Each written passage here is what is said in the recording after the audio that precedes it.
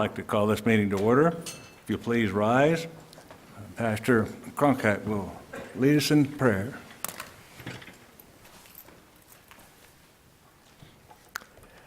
Our Heavenly Father, we bow before you, humbling ourselves, recognizing that we need help from heaven to make wise decisions. Father, we would pray that overall the help and grace of God would preside in this meeting as decisions are made that are important to our county and our area. So, Father, we seek the blessing and favor of heaven. We would ask that we would, in our hearts, be humble one towards another, and especially toward you, that we might indeed have wisdom, for without wisdom we operate in vain.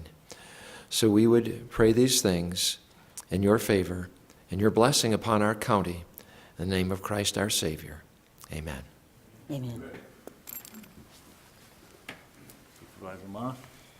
Please join me in the pledge.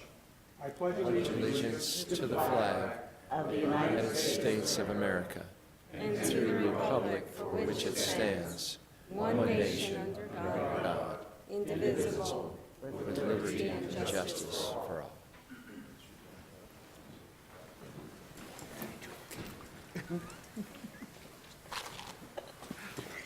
I'm in a goofball mood.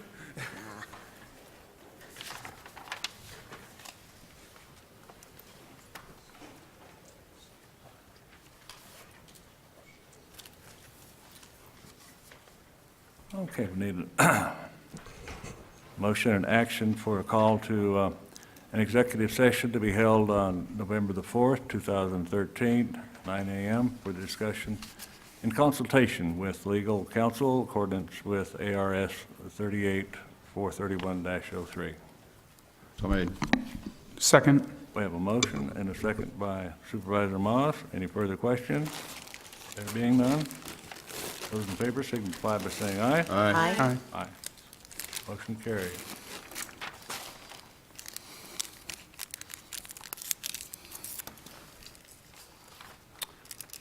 Official business to come before the board. Discussion of pending or contemplated illegal claims or demands. Mr. Ekstrom? Mr. Chairman, that's usually handled in executive session, I've done before. Okay. Item number 2, committee and/or legislative reports.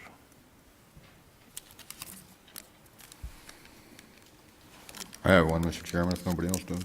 All right.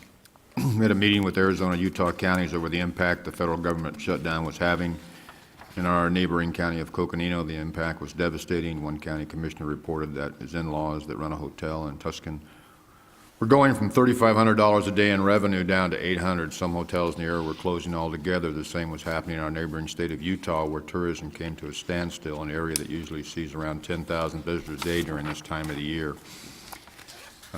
Even though in the end our two states were able to partially reopen the Grand Canyon, the impact to our local economy during the week it was closed was devastating. It was mentioned during the call that we take this opportunity for western states to claim jurisdiction back over our lands.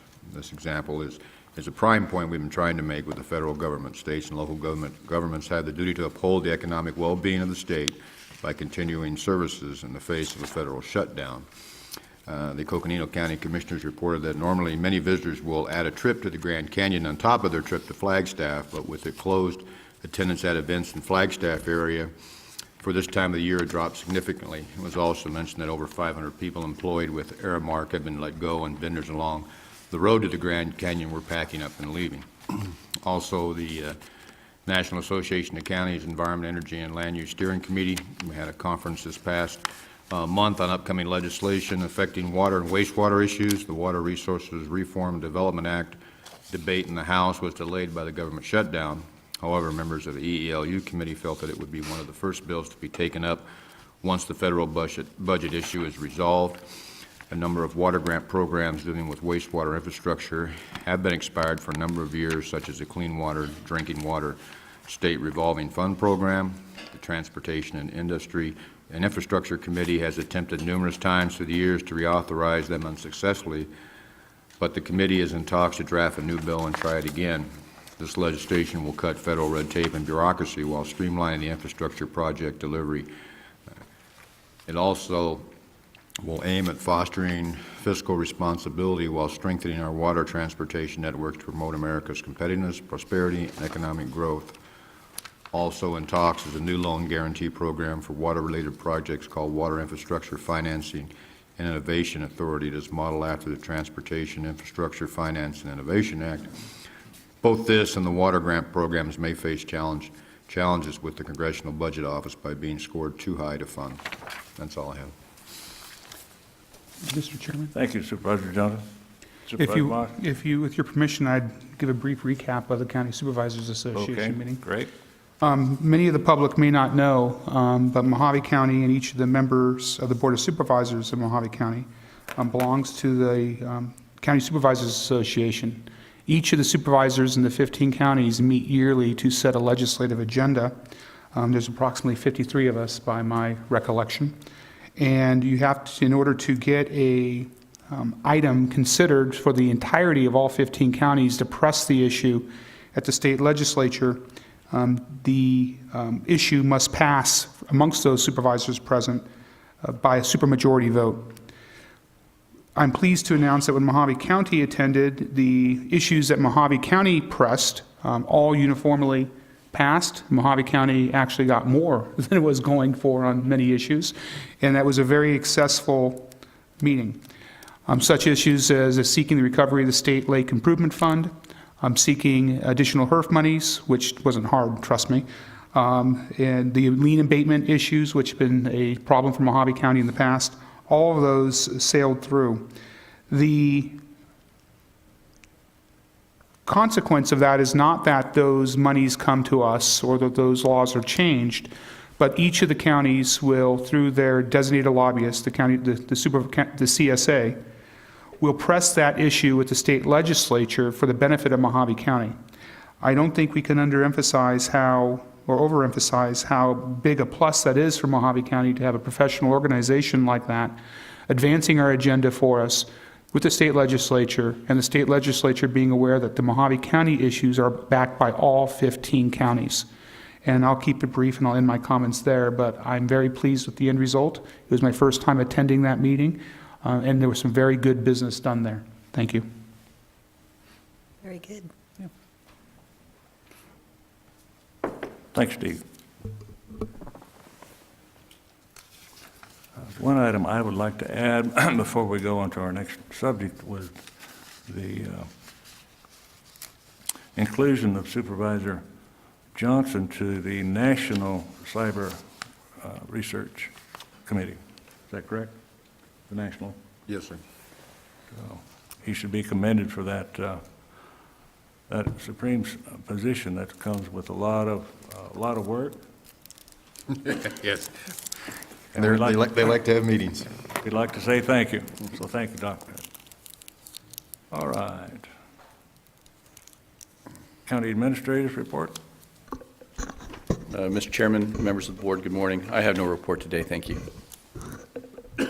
Okay. Approval of the May 6th, June 3rd, June 17th, July 1, and July 15th minutes of the previous session. Motion to approve? Second. I have a motion and a second by Supervisor Johnson. Questions? There being no further questions, those in favor signify by saying aye. Aye. Those opposed, motion carried. All right, before us now is call to the public. Those wishing to address the board at the call of the public will be regarding matters not on the board agenda.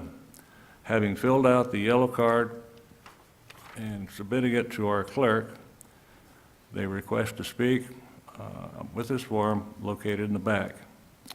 Action taken as a result of the public comments will be limited to responding to criticism, referral to staff, or placing on a matter on a future agenda.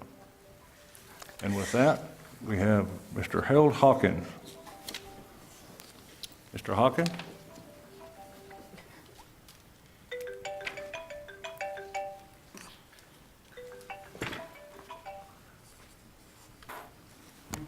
Good morning, sir. Chairman Gary Walker, my name's Harold Hawkins. I live at 881 South Santa Maria in Golden Valley. My biggest problem is that I'm hearing impaired, and sometimes I have a hard time hearing you and a couple of other ones when and I try to sit where I have a speaker, and that's my biggest thing. I know there might be some other people that's in here that may be impaired with a little bit. I brought this up before on another supervisors meeting, and it went for a little bit, and then pretty soon everybody, you start mumbling and you can't hear, you don't get close enough to the mic. That's my thing. Thank you. Thank you, sir.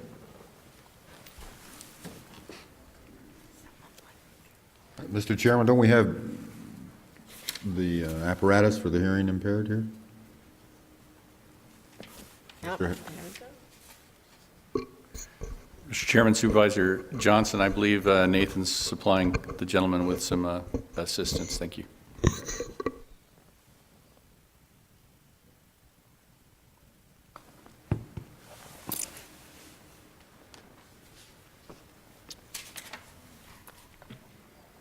Mr. Hawkins, we'll check with you a little bit later during the meeting, see how that's working.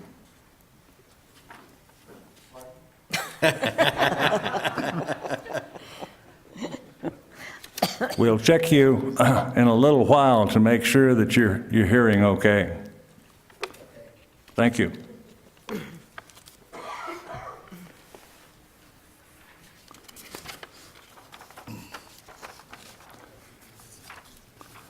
Next, we have the presentation, Achievement of Excellence in the Procurement Department, AEP, awarded by the National Procurement Institute, Inc., MPI, to Mohave County Procurement Department. Another award. This must make 7 in a row. Actually, I believe it's 9 in a row. 9 in a row. Wow. Okay. Good morning, Chairman Watson and members of the board. I'd like to take this opportunity to present it's actually the 18th Annual Achievement of Excellence in Procurement Award, and it was awarded by the National Procurement Institute to the Mohave County Procurement Department. The AEP award is earned by public and nonprofit organizations that obtain a high application score based on standardized criteria. The judging criteria are innovation, professionalism, e-procurement, productivity, and leadership. This program encourages the development of excellence as well as continued organizational improvement to earn the award annually. To receive this national award for the 9th consecutive year is welcome acknowledgement of the hard work, efficiency, and professionalism of our team. We continually strive to bring the greatest value to Mohave County taxpayers by receiving maximum value for every expenditure. We're very proud to be recognized for our commitment to the procurement profession and the role we fulfill for Mohave County. Mohave County is one of only 16 government agencies in Arizona and one of only 43 counties in the United States to receive this award. As I mentioned earlier, this is our 9th consecutive AEP award for Mohave County Procurement Department. And we have the award here today to present to the board at this time. My staff is here, Tony Burgett, Terry Williams, and Tara Acton, all procurement officers, and our warehouse, our storekeeper person, this is Curtis Shelton, and our secretary senior, Jill Cody.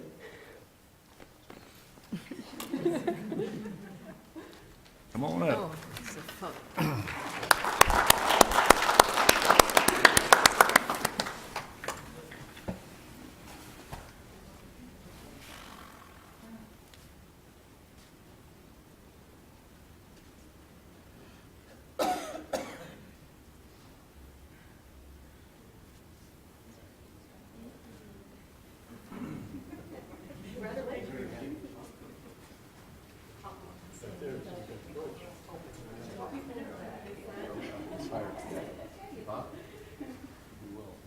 Joy, why don't you step forward a little bit, and Hildy too, so we will. And the other lady in the back? Yeah, you. so I can see you guys a little bit better. I'm trying to get everybody's face.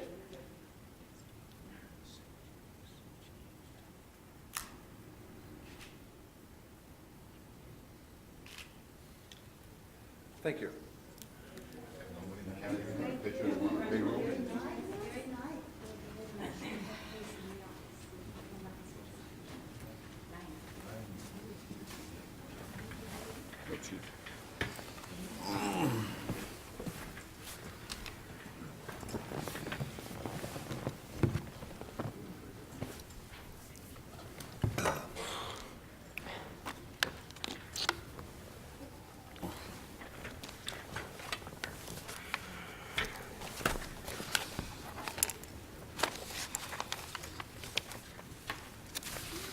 I misspoke a little earlier on the number of years that they had received that award. This makes their 9th year. So what does that tell you about that organization? All right. Now we go to the Board of Supervisors consent agenda, item 5 through 24. I'll ask each of the supervisors if they have anything they want to pull. Supervisor Johnson, No, sir. Supervisor Angus, 21 and 22? 21, 22. Supervisor Brotherton, Item 13. 13. Supervisor Moss, None. and Supervisor Watson has none. Mr. Chairman, I'd make a motion to approve the consent minus items 13, 21, 22. Second. We have a motion and a second by Supervisor Angus. Is there further discussion?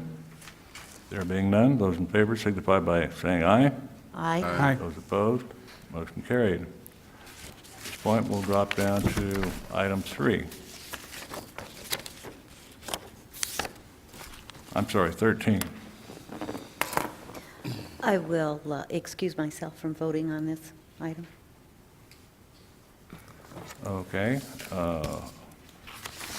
Approve the sole source purchase in accordance with the Mohave County Procurement Code, Article 8, Section 7, sole source procurement from Desert Construction, Kingman, Arizona for hot mix asphalt in the amount of not to exceed $60,000 on behalf of Mohave County Public Works Department.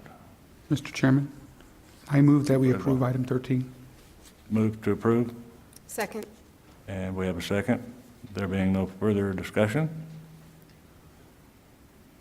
those signify by saying yes, Aye. Aye. and those no. Motion carried. Item 21. Okay, I just want someone to explain these two items that I'm sort of confused and, Motion for, motion to discuss? Second. Okay. go ahead. Okay, I just want if someone can just come quickly and explain what this is. Mr. Chairman, Supervisor Angus, if it pleases the board, I'd like to have John Timko come down and address this. Good morning, Mr. Chairman, Supervisor Angus, and members of the board.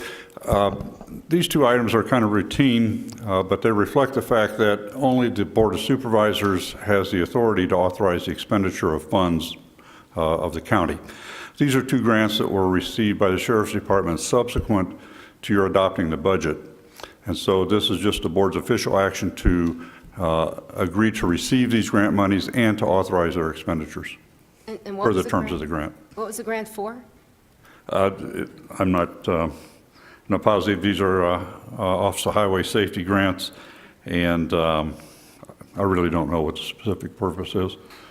They're small grants that are awarded that have to be spent in accordance with the terms of the grant. Okay, thank you. Yes, ma'am.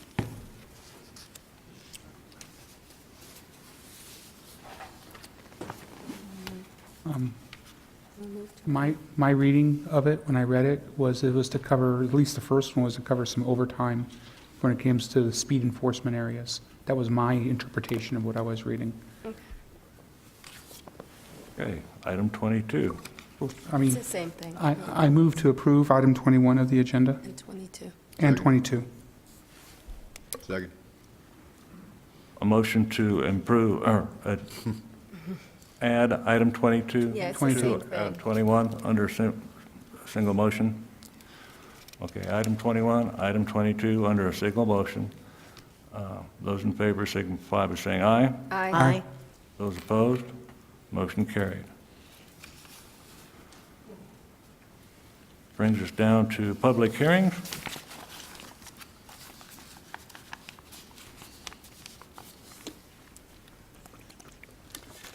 Open the public hearing. Sitting as the Board of Directors for the Horizon 6 Improvement District. Discussion, possible action regarding the approval of the revised fee schedule for Horizon 6 Improvement District water system to replace the flat $5.75 electricity maintenance fee with an increase of $2.17 per 100 cubic foot rate for all water system users to be effective November 1, 2013. Mr. Latowski, would you like to address this? Mr. Chairman, do we have anybody here that's signed up to speak? No one signed up to speak?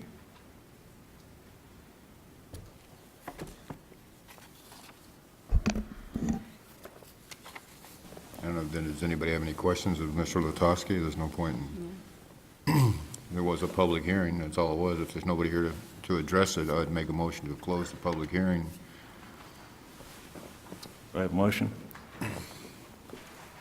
I'll second that. And second the motion? All right. Are there any questions of the board have of Mr. Latowski? If not, I'd make a motion to approve. I second that. And a second. We have a motion and a second for approval. Those in, there being no further discussion, those in favor signify by saying aye. Aye. Aye. Those opposed?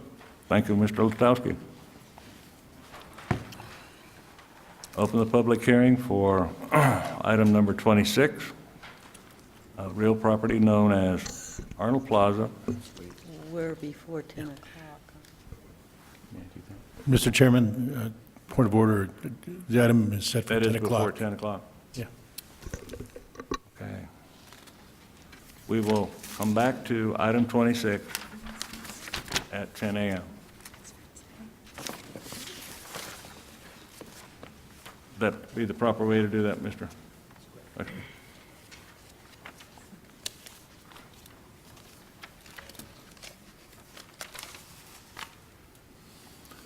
Annie Newton Trueworth, CPPB Procurement Director. For the discussion, possible action, approve amendment number 1 to the contract number 12B10 for asphalt cold patching material with Craftco Inc., Chandler, Arizona, extending the contract for an additional one-year period from October 1 or October 15th, 2013 through October 14th, 2014, with all other terms and conditions remaining the same on behalf of the Public Works Department, Road Division.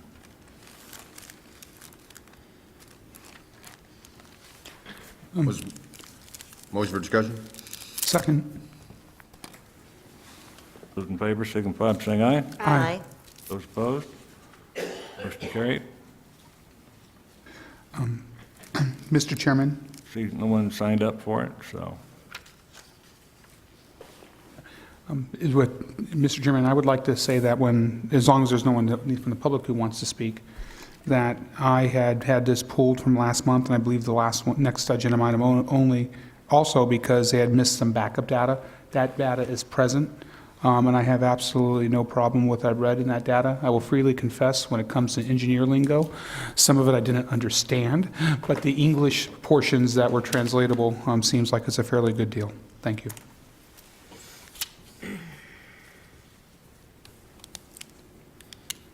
So I would make a motion to approve item 27 of the agenda. Second. We have a motion and a second. There being any further discussion? There being none. Those in favor signify by saying aye. Aye. Those opposed, motion carried. Item number 28. Sitting as the Board of Directors for the Mohave County Flood District, Control District. Discussion and possible action, approve the amendment number 1 to contracts number 12 PS-10 on-call flood control infrastructure design services to Atkins North American, 01 Lake Havasu City, Arizona Parsons Transportation Group, 02 Tempe, Arizona Starkey Consultants, Phoenix, Arizona, and Co. and Van Loo Consultants, Phoenix, Arizona, extending the contracts for additional one-year periods from October 15th through October 14th, 2013, with all terms and conditions remaining the same, continued by the board at their October 7th, 2013 meeting. Mr. Chairman, if I may, Certainly. I move that we approve the extension or approve amendment number 1 to contract number 12-PS-10 through October 14, 2014, which is item 28 of the agenda. We have a motion to approve Second. and a second. Any further discussion? There being no further discussion, those in favor signify by saying aye. Aye. And those in favor vote no. Motion carried.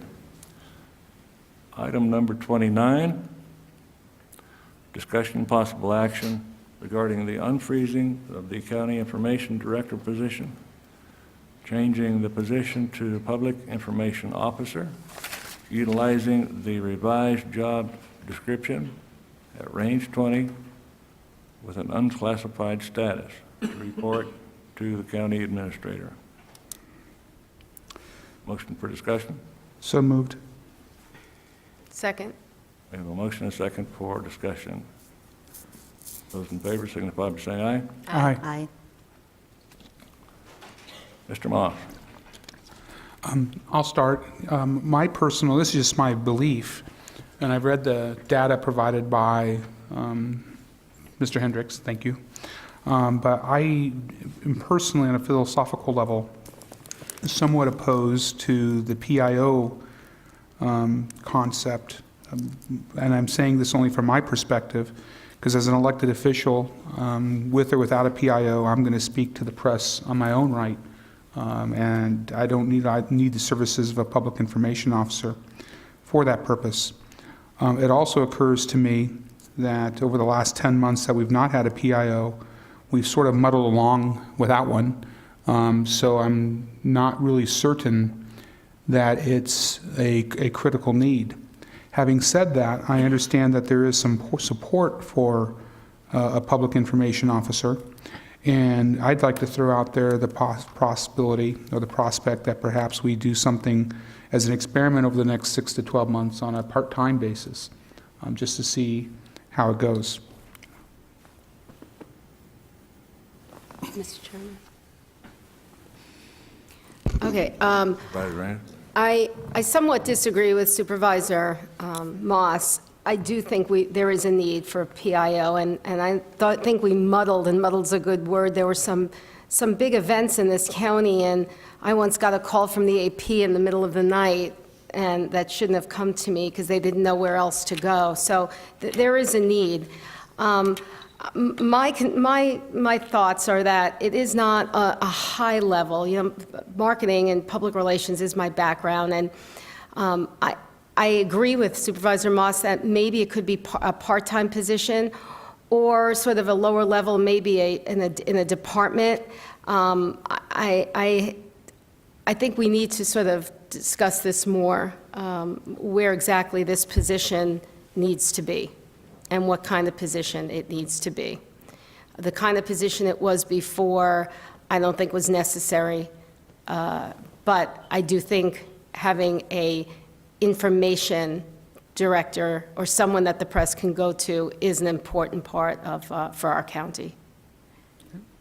Mr. Chairman, Supervisor Moss. I agree with Supervisor Angus that there's been a time or two that we probably would have really appreciated a public information officer. On the other hand, I'm not certain that it being an important thing to have on that time or two is not a reason to actually institute the position, which is why I thought maybe a part-time experiment would be a compromise on that. And when it comes to addressing exactly what we're looking for a PIO, I'd like to have that discussion. From my viewpoint, it would somebody who's part-time, reasonably inexpensive, and who's unclassified, because I think it's one of those sensitive positions that if you don't have the right person, you have to remove them immediately without waiting. I don't know if it's proper to have the discussion now, put it on a future agenda, do a workshop. I'll take any sort of guidance on that point. Mr. Chairman? Supervisor Johnson. I agree with half of Supervisor Moss that we don't need one. We went through this before. When this board took office, we got rid of the position. The backup states that, oh my God, we've had 55 press releases in 9 months, so that's 6 a month. Had my staff do a breakdown. I mean, some of these are, they're like 350 words, 235, 148, 109. They're done by Supervisor Watson's office, Supervisor Brotherton's office, my office, Public Works. We had quite a few because of the fire. So, and everything needs to go through the administrator anyway. So even if somebody does a press release, it needs to go final OK through the administrator and then with the approval of the chairman, or at least he knows about it unless it's a road project or something like that. So I see no need at this time for that little amount of work to hire somebody full-time. That's why the administrator gets a big buck, so he can do some work. Thank you for your comments.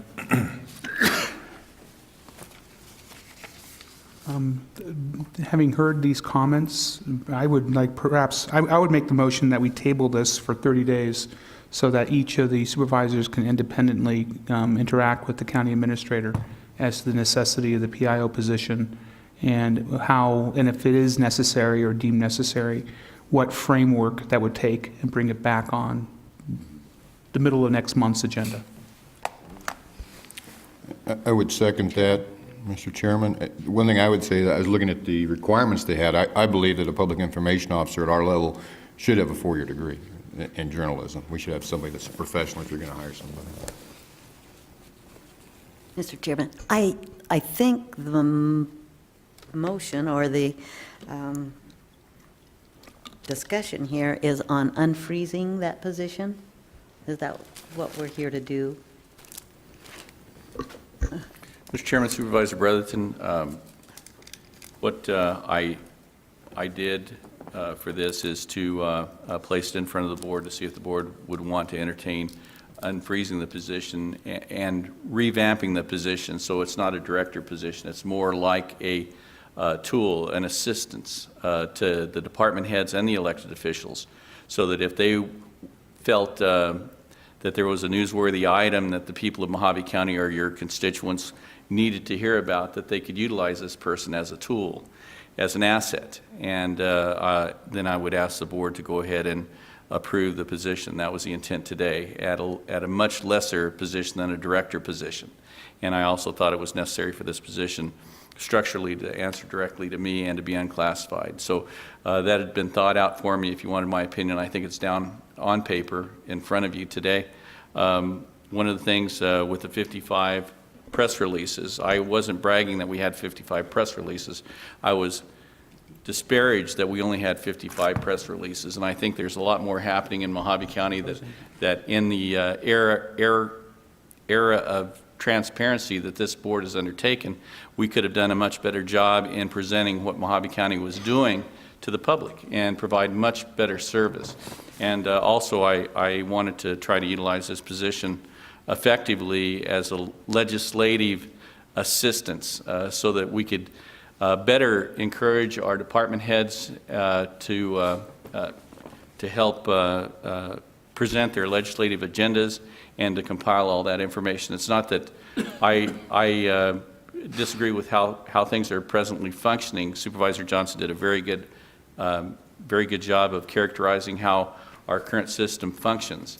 Currently, my staff does the quality control of the press releases. They come through me and then through the chairman, and they're approved that way. I'm not sure that's going to administratively change a lot. There still has to be some quality assurance, but I do believe we can do a much better job of getting word out on this wonderful county that we have, county government that we have here, and some of the activities that we have, and also do a better job on our legislative agendas. Thank you. Mr. Chairman, if I can. I'm not certain, but I think I made a motion. I wasn't certain if Supervisor Johnson had seconded it. Yeah, I see he did. And I appreciate County Administrator Hendrick's comments, and I understand the logic and rationale that he's presented. I just think it's a little too soon for me to feel comfortable moving on this, because I do have an innate opposition to the PIO system, and that may be perhaps based upon what occurred.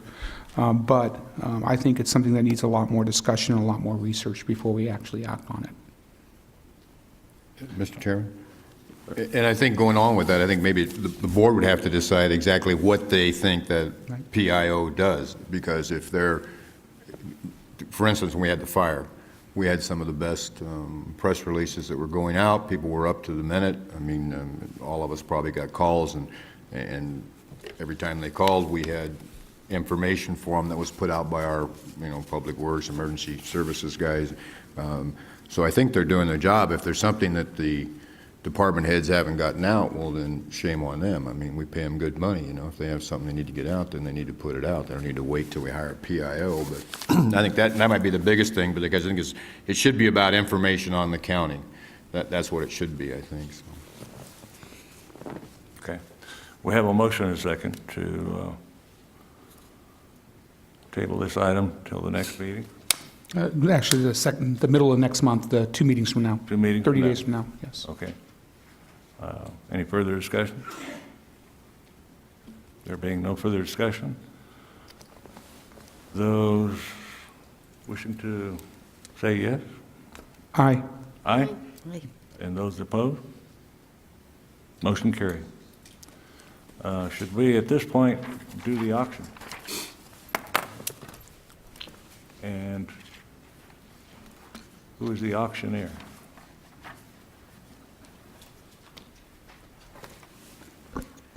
Mr. Chairman, I'll certainly take a stab at it if you wish, or... All right, or, please. I have a question, Mr. Chairman, before we start, if I may. This was brought back to auction. Do we have any time to discuss the money that was set? I mean, we've had, previous to this board, we've gone out for appraisals, and the appraisals came in higher. And now we directed staff to go back and put this together, and now it's on the day to auction. How did that come about without us approving the value? Mr. Chairman, Supervisor Johnson, we can take whatever action the board wishes, but what the board did is they, at a previous meeting, and I don't have the chronology in front of me, but the board approved us to get an appraisal in to go out for auction for this property. What we did is we contracted out with Taylor Ross, who's a commercial appraiser, and asked him to appraise the property. He also worked with staff to determine certain things on liabilities of the property because of the condition, and that it does contain asbestos, and what it would take to make that property into a reasonable facility if it was going to be remodeled, or what would be necessary if we were looking, or a new owner was looking at demolishing the facility. And basically, the cost for making the facility usable is a liability to the county of about, and I'm going to use round figures, right. Supervisor Johnson, is about $225,000, which is considerable. So the board's setting with a property that has a liability of a significant amount. So in the appraisal, Taylor Ross, and I don't mean to speak for him, but he took that into consideration in establishing the value. the basic value of the property was roughly $65,000. The county, in accordance with statute, can accept 90% of the value at auction, and that's what we're looking at. So the value was established properly by a licensed appraiser, and I look at from a development perspective, from an engineer's perspective. I think the value, considering all of the downsides of the property, is a reasonable value to consider for this particular piece of property because of its condition and the asbestos that it's contained and how that has to be dealt with if there is going to be any future use of this property. So unless you have any specific questions, Sure, I have questions. This is prior to this board being seated. Well, I think Supervisor Watson was here. We had another appraisal on this building. It was considerably higher than that one, right? I'm not aware of any other appraisal unless Annie can help me.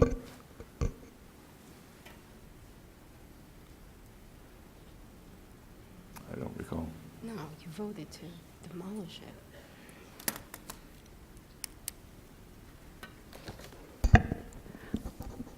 Chairman Watson and Supervisor Johnson, are you talking about an appraisal that was done prior to this last year? Yes, ma'am.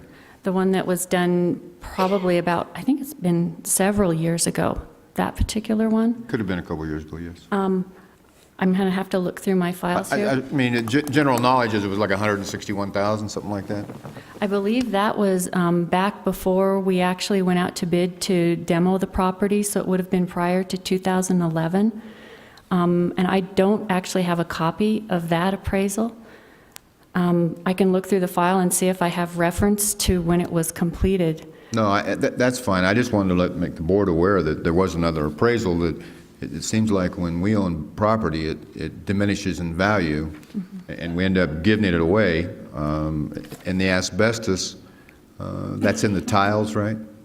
It's not like big hunks of asbestos hanging anywhere, because we've had that problem before, like on floor tiles, there's asbestos that might be in them, or in ceiling tiles, or might. I believe it's also in the roof, Right, and I'd some have of to that. look back. Right. It's mostly in the tiles. It's not like we have a big ball of asbestos that's going to roll down the street and kill people. But yeah, I just think the appraisal, because we've gone through them before, and every time we go through them, we just keep getting losing more money every time. $65,000 for 2 lots in Kingman seems awfully cheap. Well, and it's my understanding that if somebody were to go in and occupy the space, they would have to do some rehabilitation on the property. Depending on what they were going to use it for, it would have to be a major asbestos abatement project. Oh, no doubt about that. I have no disagreement with that, ma'am.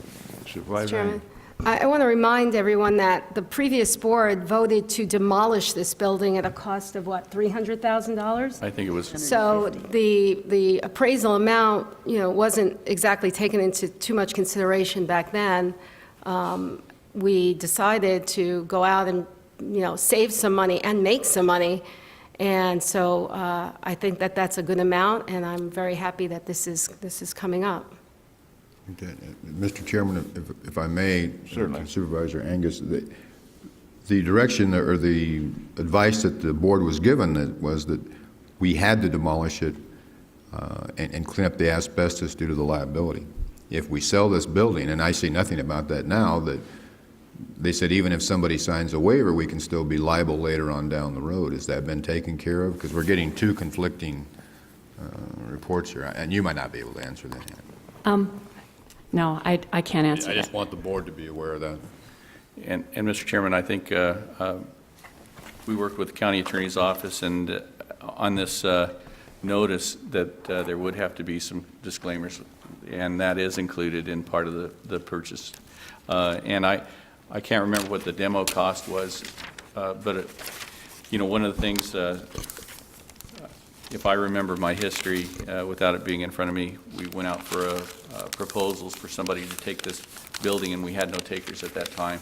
So we asked the board to approve a demolition project, and that was of considerable cost, which actually demonstrated exactly what our liabilities was. And I think that was in the neighborhood of, Annie, do you remember that? Actually, when we did the memo, and it was back last spring, I believe it was, when we gave the what could be done. It was estimated at $600,000 for a demo project, and that was what had previously been part of the capital improvement projects, for $600,000 to demo it. We also looked at roof replacement. In order to maintain the building right now, we would have to go in at about $100,000 to replace the roof if we did keep it and did nothing else to it. And just to clarify, Mr. Chairman, Supervisor Angus and Supervisor Johnson, there is not all the building was abated with the asbestos. There's still a lot of asbestos-containing material. If you remember the old IT portion of the building, there was asbestos that was hanging down from the roof, and I would assume it's still in that similar condition. But I guess from a business perspective, you know, the board does have some options. We can either move forward with the see if there's anybody interested in purchasing the property and taking ownership and responsibility for all conditions of the property.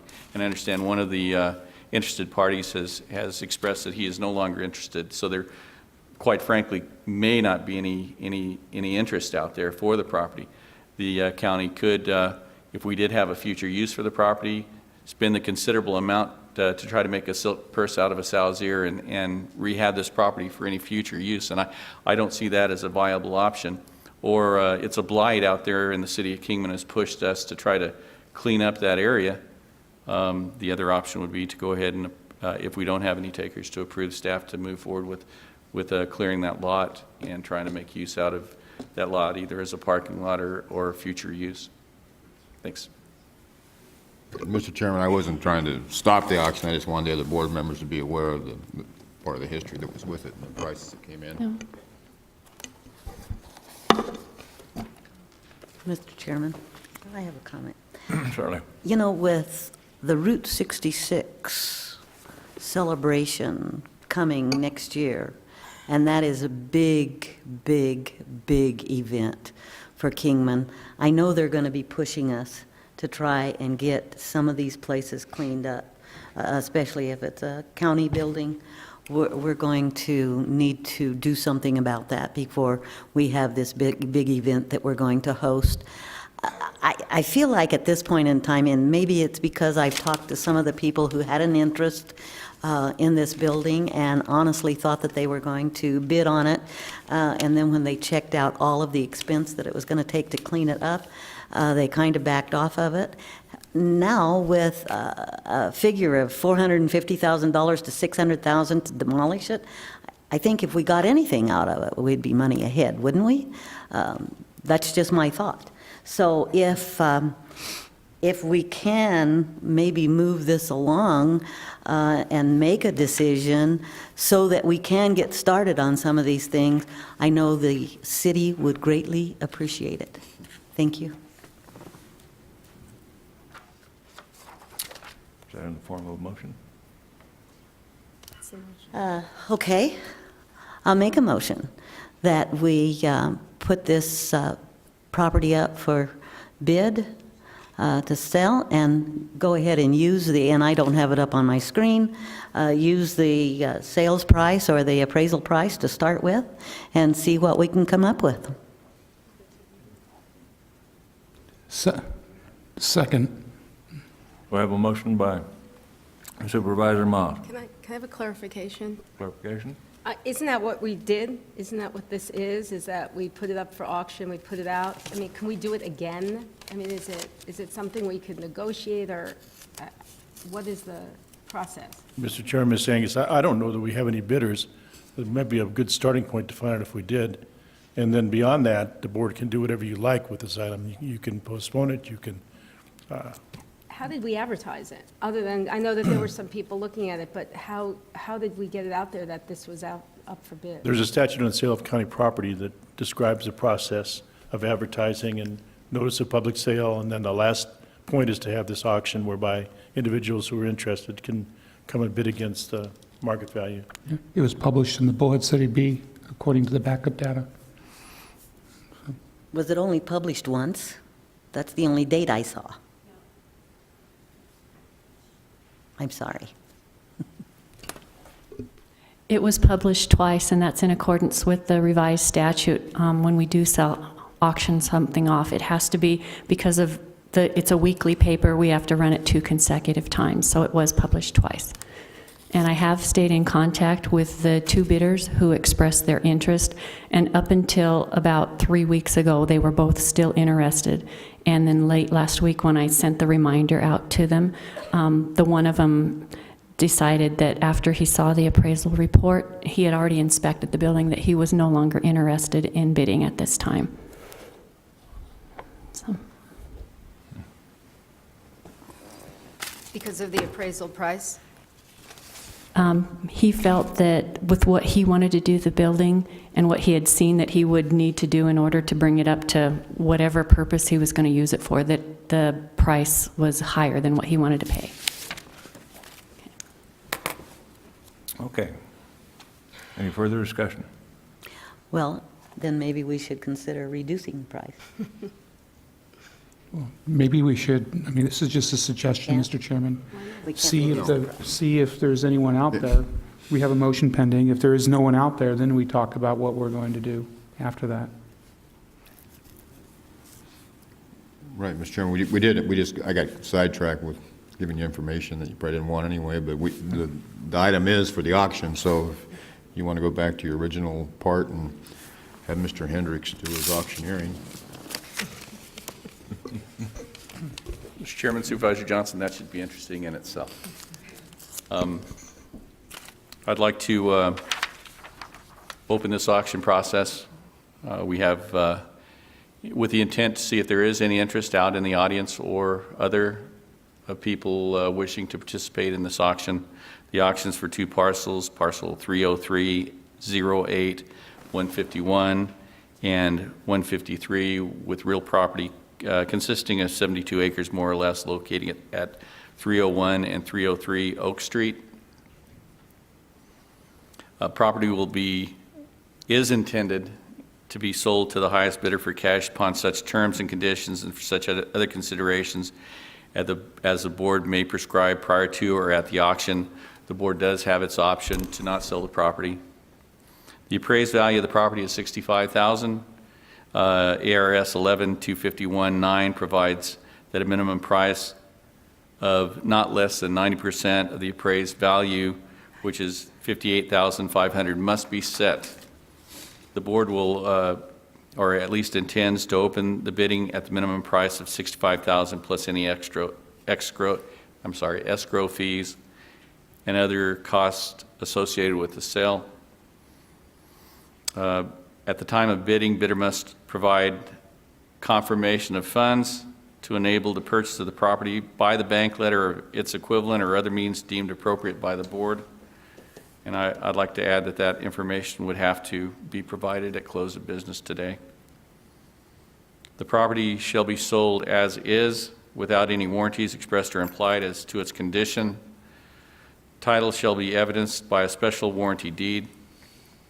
The purchase price will be due and payable in full in cash, by bank wire transfer, or by cashier's check on the date the sale is closed, which shall be on or before the last day, that is the 10th day after the date of the auction, unless a later date is agreed to in writing by the county. If the successful bidder requires the transfer of title to the property to be concluded through an escrow, any escrow shall close within 10 days after the date of the auction, and if such day is a Saturday, Sunday, or legal holiday, the escrow shall close on the next business day unless a later date is agreed to by Mohave County in writing. So therefore, if it pleases the chairman and the board of supervisors, I would like to request of the audience that there is any interest at this time in the property located at 301 and 303 Oak Street.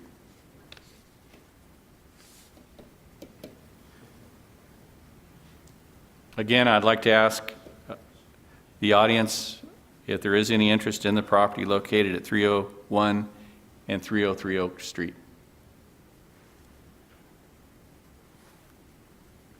I see no response. indication of any interest, so I'll turn it back over to the chairman. Thank you. Thank you.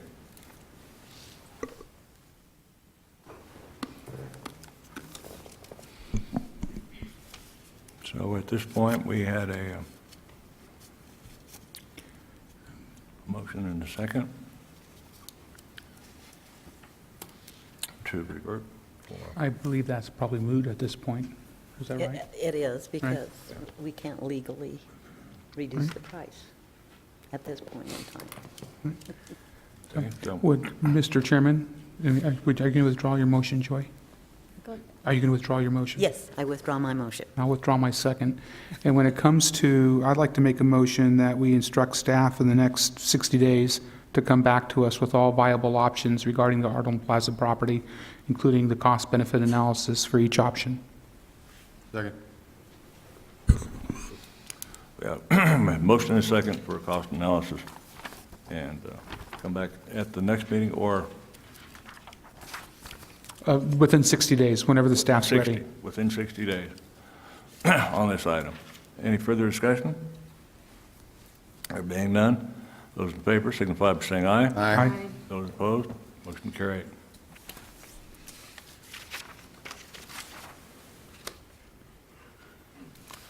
That brings us up to item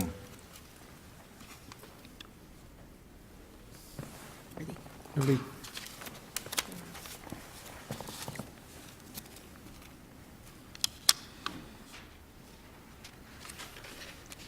item 30. Is it the item that you have?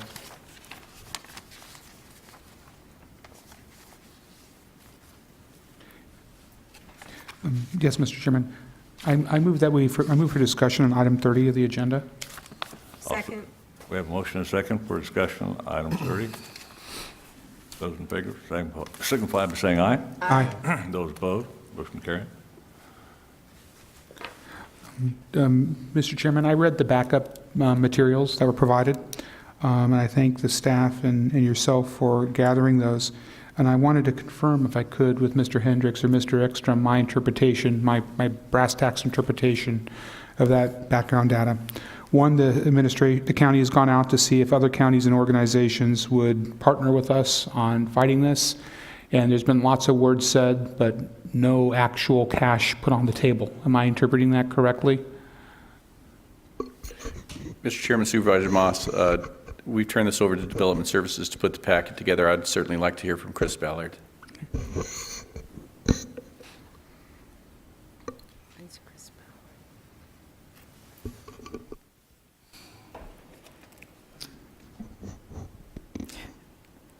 Mr. Chairman, Mr. Moss, and members of the board, we did have lengthy discussions with the other counties and also various organizations who are opposed to the wolf being brought into Arizona and New Mexico. Not only were none of them interested in putting any money on the table, they really were not interested in a joint venture. I think they believed that they had already taken this step and they were beyond this. They did make any comments that they were making on the various documents that are up for review right now concerning the Mexican gray wolf. They did make their comments available to us and told us to freely use them. But that's as much of a commitment as we got from them. Thank you, Ms. Ballard. And my translation of that then is, if we want, we can either plagiarize the information they've given us, whether it's good, bad, or indifferent, and leave it at that in an effort to forestall the reintroduction of the Mexican gray wolf, or we're essentially on our own when it comes to getting our experts and attorneys involved in this. Is that a correct interpretation? That is a correct interpretation. Okay. Mr. Chairman? Certainly. I'm confused because Supervisor Brotherton and I have been involved with the wolf. We went to sort of a workshop in Utah, and that's not the impression that we were getting at all. We've been asked to join. There are people out there that will represent us, and there is a strategy on the table, so I'm sort of at a loss as to this new information that I'm hearing. Yeah, I agree, Supervisor Angus. these people have started and have really asked for us to talk with, and I need to get with our attorneys and see just how far we can go, because they've really asked for a commitment from us to participate with them. So, and they've gone a long ways down the road in bringing some of these people in to work with us. So I'm a little confused also. I don't know why that would be the answer that you've been given after all of the meetings that we've been to and all the hours that we've spent discussing this with other counties. May I, Mr. Chairman? Certainly. I will say that at the CSA meeting, last week's meeting, I did bring this up with quite a few of the northern supervisors, Northern Arizona supervisors, and they said words similar to what Supervisor Angus and Brotherton have recounted. And the I think there's really two possibilities in my mind. One, we should have kept in mind that we're dealing with politicians, so it's a possibility. Or number two, that there's some disconnect there. And perhaps it might be a good idea if we engage at the supervisorial level with, for example, Apache, Navajo, Greenlee County, things of that nature. So if we had one of us go speak with these folks down there directly at their meeting and put them on the spot, essentially, directly. In fact, I have a note in front of me right here that was made at the last meeting, and they are very seriously discussing the possibility of forming a nonprofit organization, or LLC, to handle the litigation on the Mexican wolf. And they are insisting on a coordination agreement. Utah, Arizona, and New Mexico, at the very least, are on board with this, and they wanted me to discuss this with our county attorneys and just see how involved the county attorneys might be in our county's efforts in this. So that's... Mr. Chairman? There are a couple of organizations. There's the Eastern Counties, and then there's this organization that we've been speaking with out of Apache and Navajo, and they've gone so far as to hire their own biologist to do DNA studies on the wolves, because their thesis is that these are, a wolf is a wolf, and this sort of attempt to make it a subspecies, should be dispelled. So there are places we can land, and I think we just have to do it. And I thought that's what we were going to do today. So I would sort of make a motion to table this again for 2 weeks, and within that 2 weeks, have a representative, I think it should be Supervisor Brotherton, speak to your department, and then come back with which organization we should team up with, because the work's already being done. There's no need to double do this work. Yeah, Mr. Chairman, members of the board, if I could clarify, all the people we spoke to were very helpful. And they do want us to work with them. In other words, they do want us to join their team, as it were. I think when it came to actually, would you partner with us to go hire a biologist, or would you partner with us to hire an attorney? Their answers were much more reserved. Most of them are using their county or their organization's existing legal staff to address the legal issues. And as far as contracts with experts, biologists, or experts in the actual NEPA process, experts in some of the legal aspects, they had names. Some of them had standing contracts with like ECO. Pascal Berlou was given to us. In fact, we have a number of names. I think I have 5 or 6 here that we were given to discuss, potential contracts with, or use as potential resources, and they were very helpful that way. I submit that perhaps, there might be an issue with what kind of participation they're looking for versus what kind of participation Mohave County is looking for. But they are looking for us to join their team, to become an active participant. There was no question about that. Maybe we haven't shared the information we know as well as we should have. So again, I think we should table this till the next meeting, and within that time, we will get with you and come to a decision of how we want to go, but make the decision, because it's time. Mr. Chairman, I will second that motion. In the effort of throwing out information, because apparently we're holding back a lot of information on this side of the table that we've been gathering. And this is just my personal observation, being an attorney for 18 years, and I don't like doing this, but if we were hiring a law firm, I'd be going for Clark Hill in Scottsdale for something like that. That's my personal opinion. But I'd throw that out there. When it comes to the county aspect of it, I really do think we need to somehow become more engaged. And maybe it's not a matter of, maybe we're couching it wrong. Maybe we're saying join us when we should be saying we'll join you. Maybe that's how we should be phrasing it with the other counties. But I second Supervisor Angus's motion. Mr. Chairman, for discussion. Sure.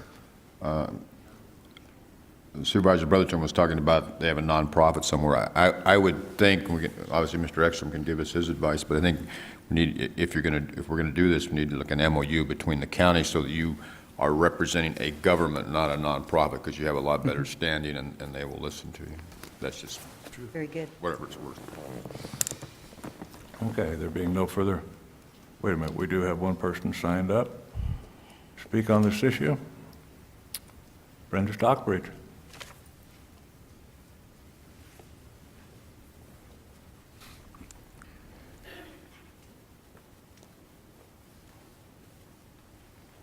Good morning, Ms. Stockbridge. Hello, Mr. Watson, Supervisors Watson. I'm the Secretary-Treasurer of the Mohave Livestock Association and the Mohave County Farm Bureau. And we thank the Board of Supervisors for their work on this important issue concerning the wolf. The Mohave Livestock Association opposes the gray wolf recovery program, and we're actively working to comment. We are a nonprofit. We're small, but we're doing the best we can. We have what we call a government liaison, Anita Waite, who's writing our letters, and she wrote a letter which I'm going to give the board. That this letter will be sent to the U.S. Fish and Wildlife Service during this comment period that I believe ends October 28th. We're willing to help. You know, as I said, we're small, but we do have members and some outreach. So that's all I have to say right now. But I'd like to give you this letter, each of the supervisors. Is that okay? I have a question. Certainly. When is your next meeting, Brenda?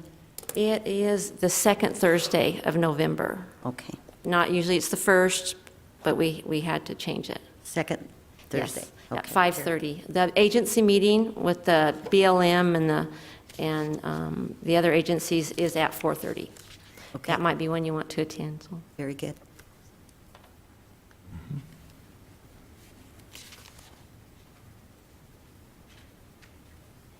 Thank you. Thank you very much, Brenda. Thank you, ma'am.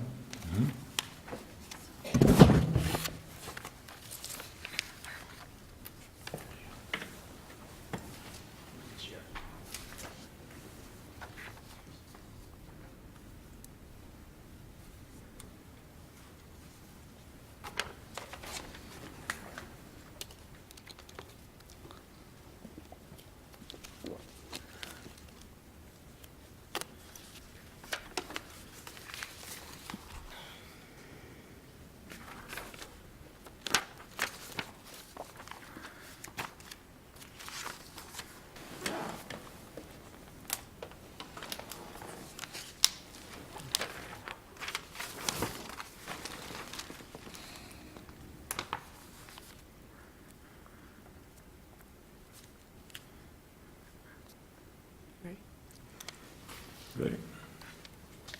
Okay.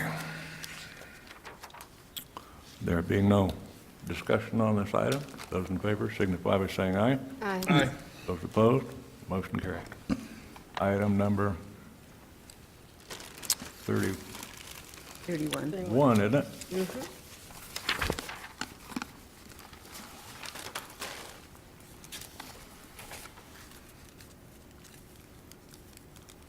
Mr. Chairman, I move for discussion on item 31 of the agenda. Okay. we have a mo- Second. Motion, discussion by, seconded by Hildy Anderson. Supervisor Moss? This is actually under Supervisor Johnson's name, so I would be willing to defer to him if he had comments. Oh, not at this time, Mr. Chairman. Supervisor Moss, I think we asked for, Supervisor Brotherton was going to go out and meet with hospitals to see if it was interested. Yes. Well, I'll give a report on my meeting with KRMC. They are not opposed to helping us at all or working with us. However, and they painted a pretty vivid picture of why it is not a good idea to have the medical examiner's quarters adjacent, attached, or in the building of the hospital. And I won't go into that. But there is some real merit in having a separate building. So I am going to sit down with them. I'm taking all of the figures that we've got. I didn't have them with me that day, all the figures we've got and how many procedures are being done in a month, because they do have 2 new pathologists there, and they are very, very interested in working for us, with us, however. So if we can decide that we have a building that could be remodeled and check it out, they will help us with that too, and with cost and with where to get equipment and all of those kind of things. So they were very, very positive. I'm going to get back with them this week with all of those figures, and perhaps we can have a little better handle on where we want to have the building and what we want to do about an existing building and remodeling or versus building. And I think we've got enough buildings that we probably could remodel and be just fine. So that's where we are on my part. Sure.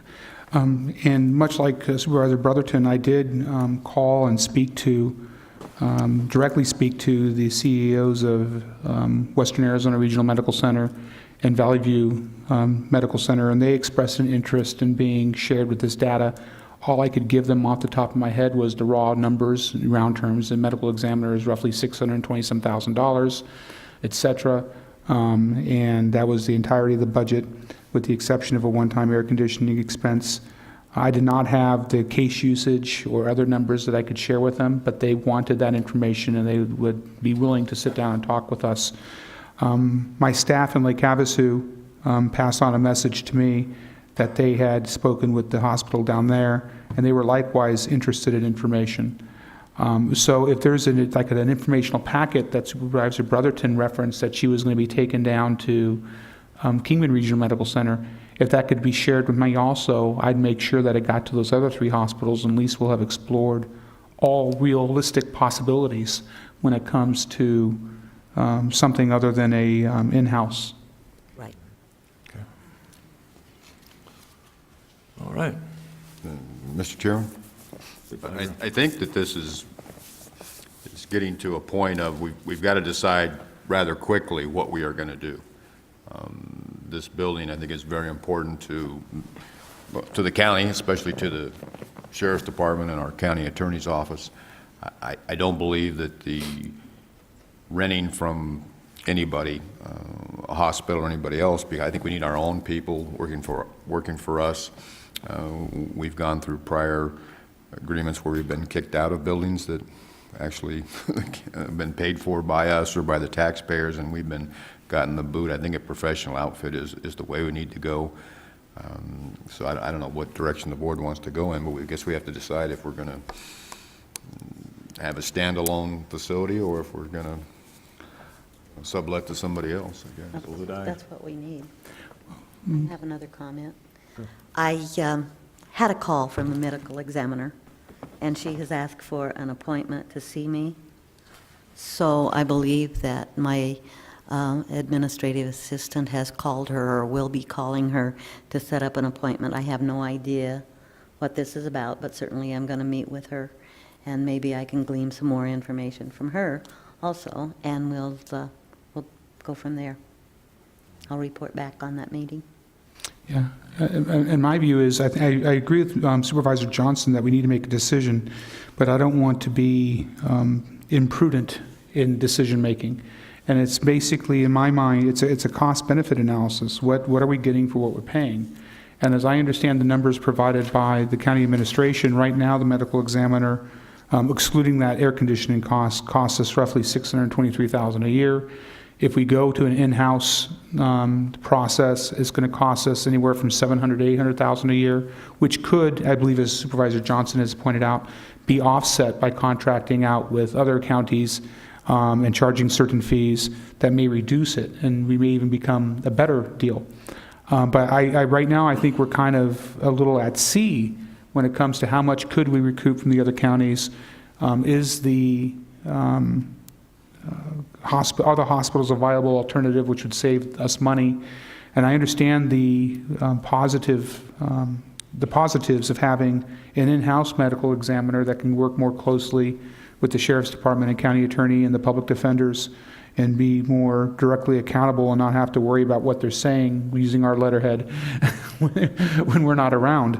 But I really like to have time to explore all the options, and we now know that there are hospitals which are interested in this. I think we do need to get that information so we can make a full decision before we move too quickly on something. Mr. Chairman, I was a little curious that the coroner wants to meet with some of our people, or the person we have now. We're in this situation because this person said they were moving and leaving, and then, in my opinion, held this board hostage for air conditioning and buying vehicles, and now coming back. I mean, that's the problem. I don't want to see us get in later, and I'm not saying that any of the hospitals would do the same thing, but it's just once they've got you, you're at their mercy. So it might be cheap coming in because the original contract, what are we at? What'd you say we were at now, Supervisor Moss? 600 and some thousand a year? 623, if my memory serves, give or take. And we started out at 400,000, somewhere around there, and it just keeps getting bigger and bigger as it goes on. So, Absolutely. If I may ask, Mr. Chairman, does County Administrator Hendricks, do you have an estimated time that the data that Supervisor Brotherton referenced would be available to us? It's available. It is. So we can get it today? Yes, sir. She's talking about the caseloads and stuff like that. Right. O&B has that information. They shared some of that with Supervisor Brotherton. They can certainly provide it with you, Good. for you. What I would propose then is, I'm not certain how long it takes for us to get it to them, for the staff to get it to us to get it to them, and for them to analyze it and get back to us. But I would assume it would take at least 2 weeks and maybe 30 days. And I really don't think we should be making decisions unless we've exhausted every opportunity, financially speaking, so we can tell the voter, our taxpayers, we have bent over backwards and done gymnastics in order to save the $100 and some thousand that the difference would be between the current contract and bringing it in-house. So I'd propose that we continue item 31 on the agenda for a period of, until the next board meeting, and with staff being directed to provide the data to each of the supervisors today sometime, so that we can have time to get that information to those who need it in private practice. I'll second that, and then the only thing I would add would be that they have to understand that this has to be a secured facility with limited access, and we've had that problem in the past. So I plan on giving them County Administrator Hendricks' card along with the data, and I'm sure he'll be explaining all those little details. Okay. Any further discussion? There being none, those in favor signify by saying aye. Aye.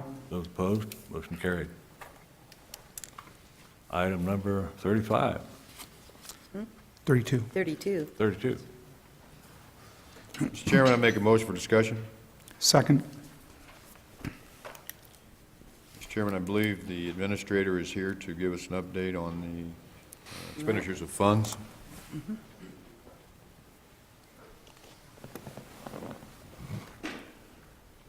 Good morning, Chairman Watson, members of the board. John Flynn, Administrator for the Lake Mohave Ranchos Fire District, and here to give you a quick update on the financial status and positions of the district. at your request, since we'll just update this a little bit since I last appeared here in August, the last report, and here with me is Chief Moore. So just a little bit of background first. February 6th, administrator appointed. We've been through this 257 days to date under the administrator managing the district. The LMRFD was financially insolvent, technically remains so today. Without the loan of funds from Mohave County, the district would not be able to both function and pay back its indebtedness. We have implemented a plan to resolve the financial insolvency. The financial workout plan was developed by the administrator and implemented in conjunction with the finance department here at Mohave County, who loans us funds to operate, and the treasurer's office. And so how that works is the district owed Wells Fargo a significant amount of money on the revolving line of credit. And so by law, all the tax money goes back to Wells Fargo, which is being done now, and I'll get into the details of that. And then the county loans the district money to operate, and that money is offset by non-tax revenues that the district brings in, and those are brought in primarily by the ambulance service that the district operates in the Dolan Springs and Meadview area. The assistance is authorized under ARS 11-251-59, which allows the county to provide assistance to fire districts as necessary per intergovernmental agreement. I have a question, Mr. Chairman, right there before we get too far, if I may. First of all, we're allowed to give money. That money is being charged interest, right? That's my understanding, yes, sir. Can anybody verify that we do have an interest rate on that? Nod of the head. Mr. Timko, we charge an interest on this money we're loaning? Yes, sir. Okay. The other question I have is you talked about a line of credit, and they get paid before we get paid. This line of credit, was the county in the habit of loaning money to this fire district before you took over? I don't have any knowledge of that, sir. The line of credit is with Wells Fargo, who's the county's servicing bank. And so many of the special districts have revolving line of credits through the county servicing bank, and this district was one of those. Okay, who would be in charge? Just because you have a line of credit, doesn't somebody step in and say, excuse me, you have no way in heck of ever paying this money back, to let somebody get in this situation? Is there not a check and balance somewhere that says, I mean, how do I know, for instance, that you're not over there running up that credit line? Chairman Watson, Supervisor Johnson, to that point, the credit line's currently frozen. So Wells Fargo has frozen the credit line, but the credit line is statutorily limited to 45% of tax revenues. So the line of credit can be authorized up to 45%. So many of the special districts throughout the state have lines of credit with the county servicing bank. So you can only borrow up to 45% of your tax levy. And so this district was up just about against that line, about the top of the line of credit. And so the law basically says as you take money off the line of credit, that the bank is in first position to have that money paid back through property tax, through your tax revenues. And so that's what's happening here. Unfortunately, prior to the administrator taking over, the district was expending funds either through its line of credit and elsewhere. They were expending funds, and then got to the point where they had topped their line of credit in January, February, thereabouts, and weren't going to have enough property tax revenues left to pay the line of credit off and to operate the district. And to my understanding, when I look back historically, the district the Wells Fargo had carried funds over from the previous year on the line of credit, which probably shouldn't have been done, but I think my assumption is they're trying to help the district out, to keep the district operating. And I guess that's my question. We have these checks and balances in place, and we've had problems before with banks doing this to other things here in the county. But so this was carried over, so they had their 45%. but then the bank, instead of calling it in and maybe saving the taxpayers money by bringing this to a head sooner, they allowed this to go on. Some of those That's all I funds were had carried over. right there. I just wanted to get that out before we got into too much else. Thank you, Mr. Chairman, board members. So as of February 6th, and I presented some of this information in the past, the employees had been 30 days without pay, $146,000 in payables included back pay. The revolving line of credit balance was at $437,000. Other long-term obligations were at $97,000. At the end of the fiscal year, the district ended the fiscal year $158,000 expenditures exceeding revenues. While we were making cuts to the expenditure side, by the time you're that far into the fiscal year, and with the amount of funds that had already been expended, you weren't going to finish in the black. The revolving line of credit, and back to Supervisor Johnson's point, the revolving line of credit had been paid down $204,000. So we brought in $204,000 in tax revenue from February. So you could see that with a $437,000 line of credit plus approximately $150,000 due in February, and then ongoing operating, there's just no way that the district had the ability to sustain itself without support from Mohave County. The Mohave County loan balance at that point was $276,988.03. Currently, the district, as of September 30th, that revolving line of credit's down to $170,000. Will be paid down completely after first half taxes come in. In fact, there'll be enough in first half taxes. The loan balance to Mohave County stands at $444,000, and that just all depends upon how much non-tax revenue the district brings in. So like the payables and payroll runs on 2-week cycles. So the last 2 payroll and payable cycles, the district's had enough non-tax revenue that we haven't had to ask for a fund advance from Mohave County. So the loan balance certainly fluctuates up and down. It depends upon how much non-tax revenue we bring in. Typically, that's not enough to cover the overall expenditures of the district. We expect first half property taxes to be at about $418,800. So you can see we'll pay the $170 off, and then immediately any property tax revenue that comes in will go against offsetting the loan balance that we owe Mohave County. We anticipate about a $196 loan balance after first half taxes.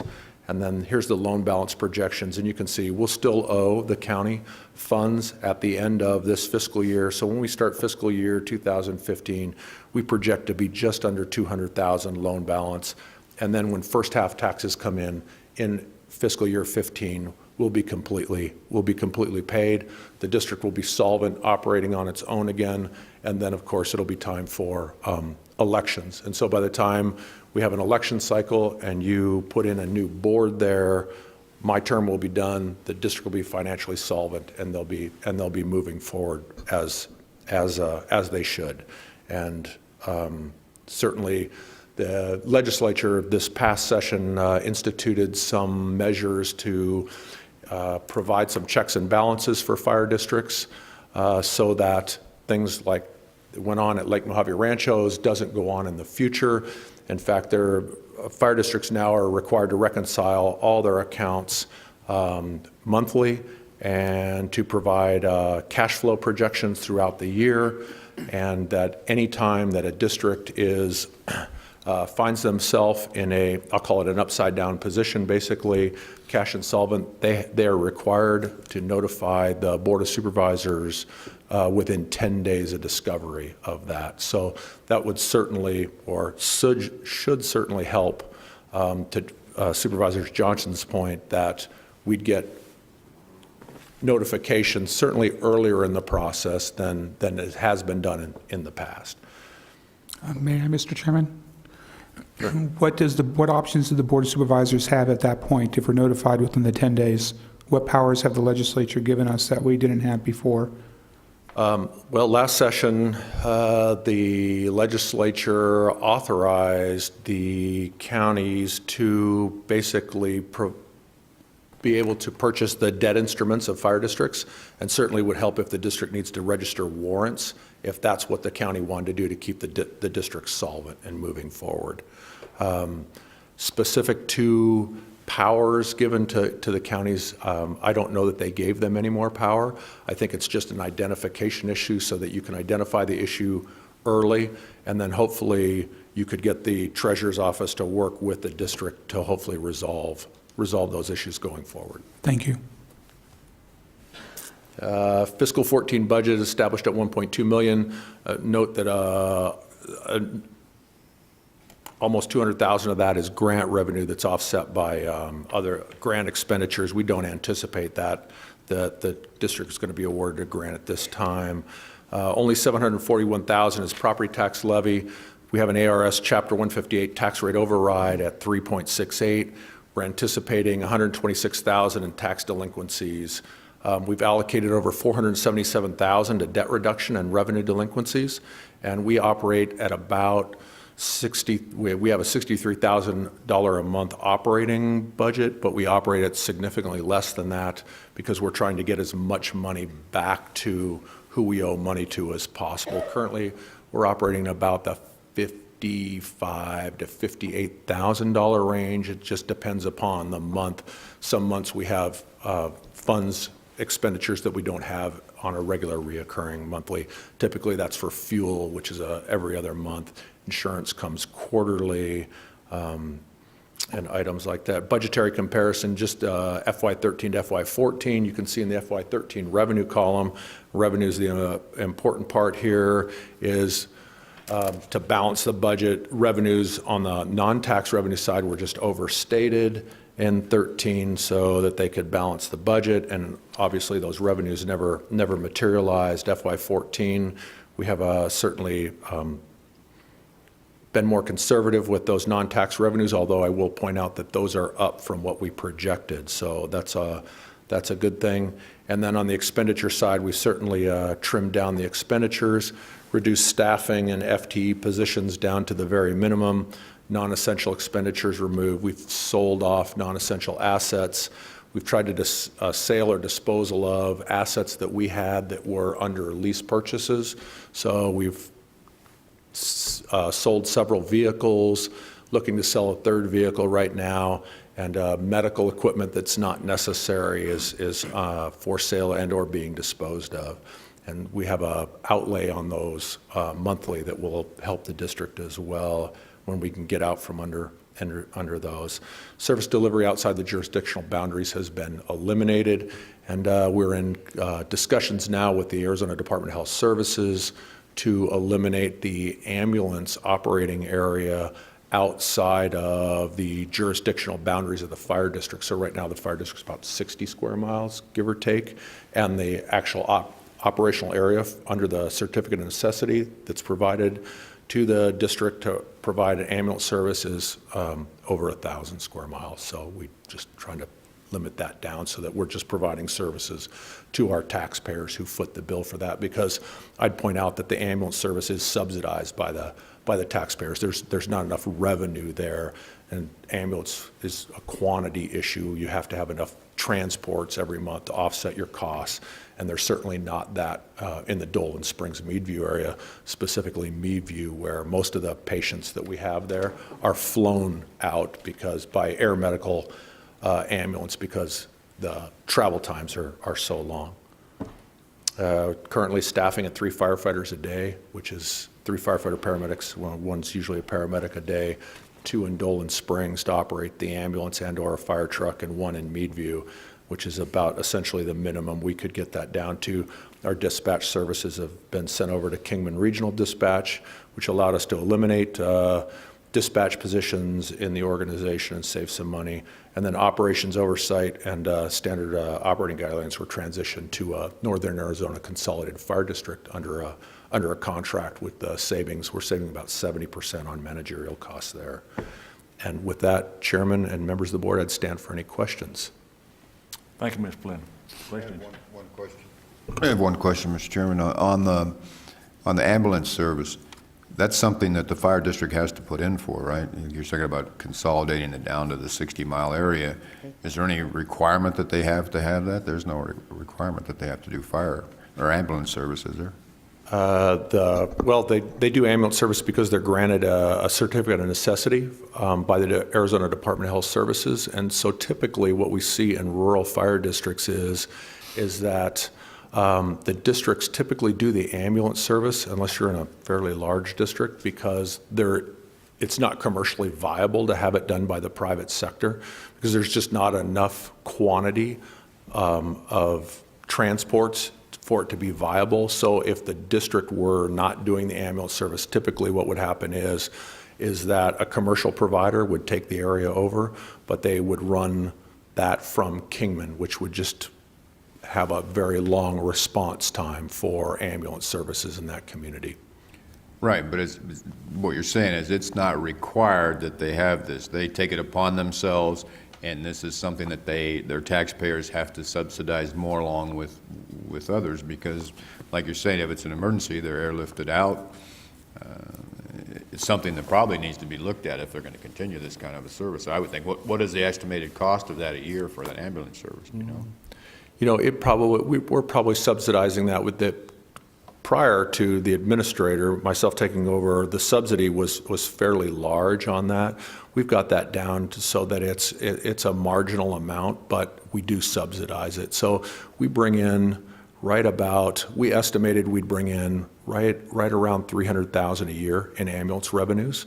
And so we're actually over that now. We hired a billing company that maximizes the amount that we can get, so that we're ensuring that the taxpayers aren't subsidizing what should be paid by Medicare and Access and private insurance. And so we've pretty much eliminated most of the subsidy. I can't tell you that we've eliminated all of it, but we've eliminated most of it. Do you have an awful lot on the books that are just bad debts you have to write off in the ambulance? Actually, we did in the past, but we don't anymore. Since we've hired this firm, it's called Mediclaim Data Services, that they've been very successful in increasing our collections. Thank you. I have a comment. In an area like Dolan Springs, Meadview, I would feel very insecure about not having ambulance service out there, since we are required to take care of the safety, health, and welfare of our citizens.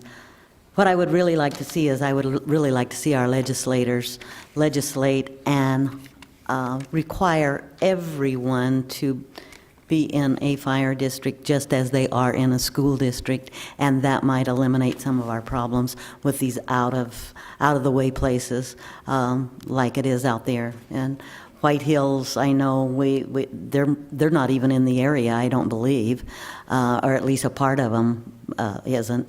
So I would really like to see legislator take that into consideration, and I've talked to them about it, and I'm going to see if I can't gently persuade them to at least consider that. Thank you. Thank you. Mr. Chairman, I have a question, not of Mr. Flynn, but I see that our OMB person is hiding in the back. Maybe he can answer my question on loans.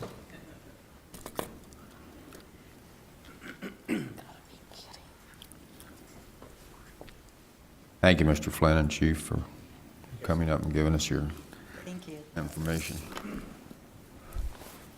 Sir, I was asking the chief because they got into problems, and I don't know if you have the answer or not. I know that I believe you reviewed the financials up there, but were we at the county loaning money to this fire district through our treasurer's office? Chairman Watson, Supervisor Johnson, it is my understanding when I got called a year ago by the treasurer that the prior treasurer had loaned the fire district $118,600 approximately, and it was a loan that they charged interest, and how they paid it back is through the taxes that came in that December time frame. I guess my question would be, do we have the legal ability to loan money like that? That's something that you would have to talk to the county attorney about. Mr. County Attorney. Mr. Chairman, Supervisor Johnson, it's common for the Treasurer's Office to register warrants in the event the tax revenues haven't come in. yet, so that before the tax revenues arrive, there'll be shortfalls. The treasurer's authorized to do what they call registering warrants, which is in effect a loan. In this particular situation with fire districts, I think there's some direct statutory authority to allow us to extend that credit beyond the constitutional prohibition, of extending the county credit. I guess that what I'm getting at for the board members might be bore them a little bit, but there's if you're saying $118,000 was taken out of our treasury and given to a fire district without the approval of the board, without, I don't believe, any real authorization. I mean, they've already maxed out. Wells Fargo Bank didn't seem to be paying much attention to the line of credit that was out there. Maybe it's just me. I think it's something that needs to be looked into if we have departments that are loaning money out without our approval. Thank you, Mr. Hepler, unless somebody else has a question. Any other questions for Mr. Hepler? Well, I think it was done before, but this particular new treasurer, she's the one who put it out there for us to see. So, I don't think it's something that's going to be done in the future. I think there needs to be a check and balance. I mean, there needs to be some kind of check, depending upon who's sitting in there now. If something illegal is being done in the county, it's done once, it can be done again. I think there needs to be some way to check on that. It's just my opinion. I believe you're right. Thank you, Gene. Right, where are we at? Item? He's back up again. 34.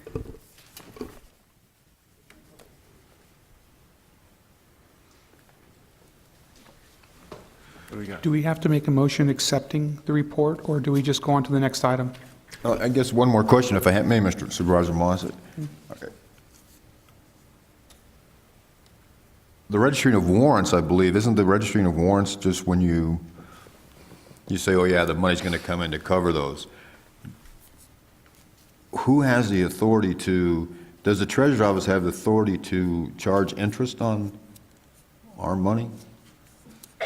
Mr. Chairman, Mr. Johnson, I believe when they do that, they do charge interest. I'd have to check with the treasurer. And as far as the particular transaction you're making reference to, I'm not familiar with it, but I will look into the $118,000 to determine under what circumstances that was fronted to the district. Thank you. Sorry, Supervisor. No problem. I think we're on 33. All right, move on to item 34. 33. 33? 33, yeah.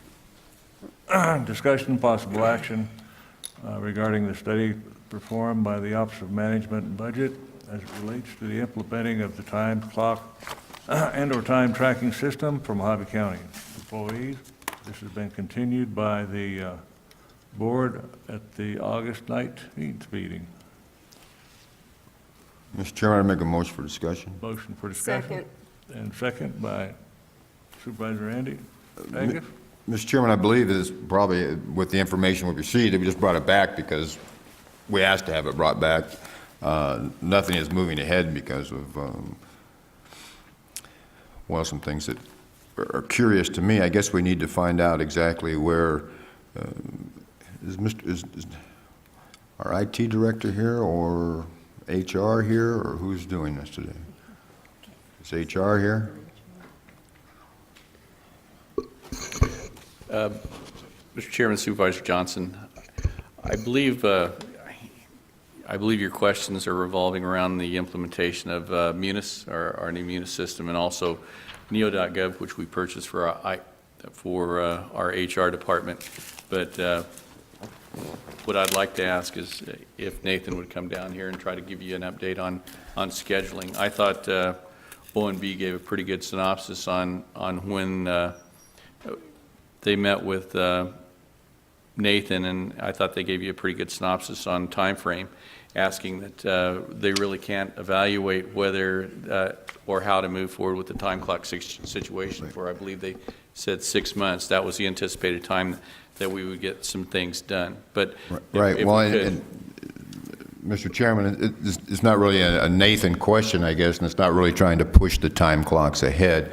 My question is, there's a program that HR put in, you're talking about, and you probably can't answer these questions, I don't know, the NEO. Did that ever come in front of the board? Because that's not compatible with what we have, is it? I don't know if you can even answer these questions with the computers we have, Mr. McDaniel. Sure. Morning, Chairman, Supervisors. Essentially, where we're at is we have a lot of things to do, and we have some priorities to assign. Mohave County purchased some modules to basically expand our Munis finance system to include the Human Resources Department. That is essentially our critical path to success for human resources. It's their line of business application. It's really the bread and butter of what they need in order to do their jobs. And multiple priorities keep kind of pushing that to the bottom of the list. And in my perception, that needs to be the top of the list. You as a board asked Human Resources to rewrite the merit rules. NACO prescription drug program and NeoGov are pretty much the three other, I guess you could say, pots on the stove. So we have a collection of things we need to get done, and we have limited staff and resources in order to get these things done. So the only way we can really move forward is to prioritize the work we have on our plate right now. And I'm not a decision maker for Human Resources, so I can't really go into how we could assign their staff to do whatever needs to be done in order to accomplish some of these timetables. But I can say that from an IT perspective, we're ready to assist that department in accomplishing whatever task they deem as their priority. Thank you. And once again, getting off the time clocks, but I think maybe the board should bring something back to say, okay, this is what we want to move ahead with, and maybe it's something, because I'm seeing like that NEO. I don't know if your department had a hand in that or not, but I'm seeing where that, and I'm sure there's other ones where departments are buying software or things that maybe they aren't compatible with what we have, so it takes us longer to get it. I think it's just much like we have our slips here where everybody has to sign off finance and stuff. I think before we start buying computer programs, the guys that are going to run it should sign off saying, yes, that's compatible with what we have, or that's a good deal, or we can create it inside. I guess that's what we have. And I know that we also have, everybody here was in support of the prescription drug program, but if we need something done ahead of that before we get it, it's like number 2 on our list, or wherever. We need to do something to give them direction and put somebody there, especially in HR, because we're on, 4 years now on the rewrite of the merit rules? I actually can't speak to that. But what I can speak to is, your question about NeoGov. NeoGov is what we would call software as a service. It's cloud software, essentially, which means we pay another company money to operate this system for us, and when it comes to compatibility, it's pretty compatible with pretty much anything. Our existing Munis system, there's an import-export process that allows us to import jobs that we plan on opening into NeoGov and export application data from NeoGov back into our human resource system. Essentially what NeoGov is, or the products that we purchased from them, is an online applicant tracking system. And the goal of that software is to enhance the county's website and facilitate a more effective, efficient online application and new job interface for our constituents or people that are interested in coming to work for Mohave County. And like everything, Supervisor Johnson, we had planned to upgrade the Munis system, and with that plan comes time and hours and business process review and data migration and validation testing. There's basically a whole task or whole list of tasks that you have to do when you're upgrading a system or enhancing a system or bringing human resources from their old system, which we've abandoned, onto the new system. So essentially, like I mentioned before, where we're at is we have a lot of man hours that need to take place in order to accomplish these tasks. So just kind of figuring out which one is going to take the priority. But essentially where we're at relative to time clocks is that we're not ready. I mean, we basically don't have our primary human resource management system functional and in place. We're limping along on the old system. We need to get to the new system. With the new system, we can do employee self-service portal, which gives us electronic time cards. I mentioned before that essentially replaces the paper process in favor of an electronic process. But that is not time clocks. time clocks and electronic time cards are two completely separate issues, or systems, I guess I should say. I have a comment, Mr. Chairman. Certainly. Okay. Supervisor Brotherton? I do believe that since we are kind of shorthanded in human resources, we're getting ready to, I think, try to hire someone else there, that the time clock issue is not top priority as far as I'm concerned. This is just my perception. I think we're doing fine the way we are. So I think that should be pushed to the bottom until we get these programs implemented. I do think that finance is in the process of getting their program implemented. Human resources desperately need that program. So I think anything new, NACO is not an IT issue, I don't think. I don't think anything's being done on the computer with the NACO prescription. But there are a lot of things that are taking time, and time is money.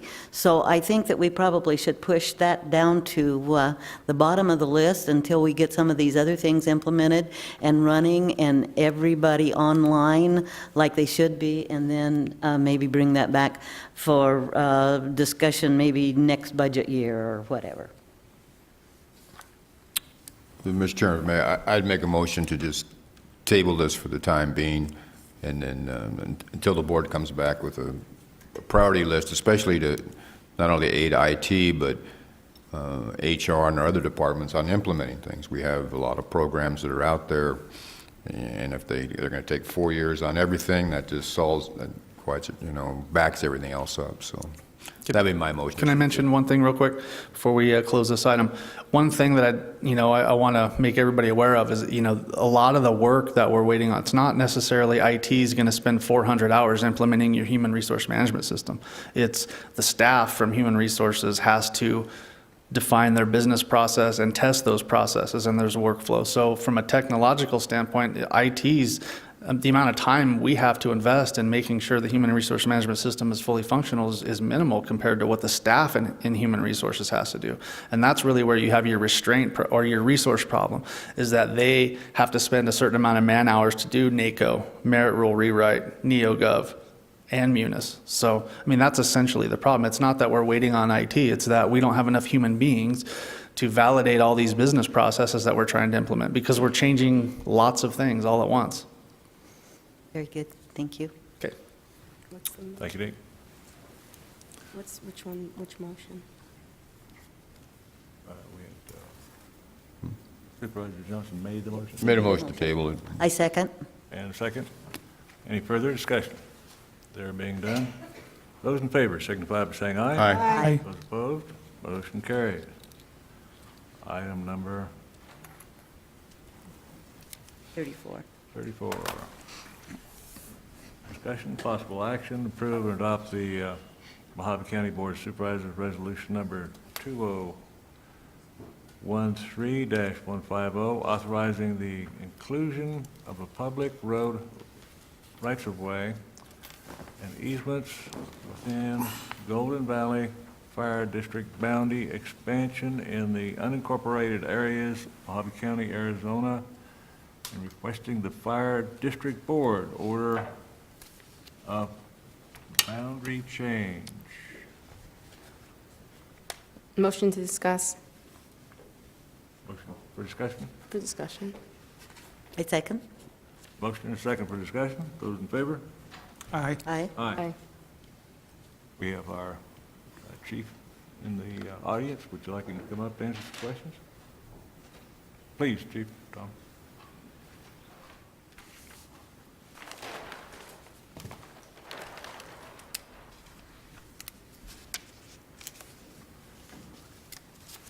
Thank you, Mr. Chairman, members of the board.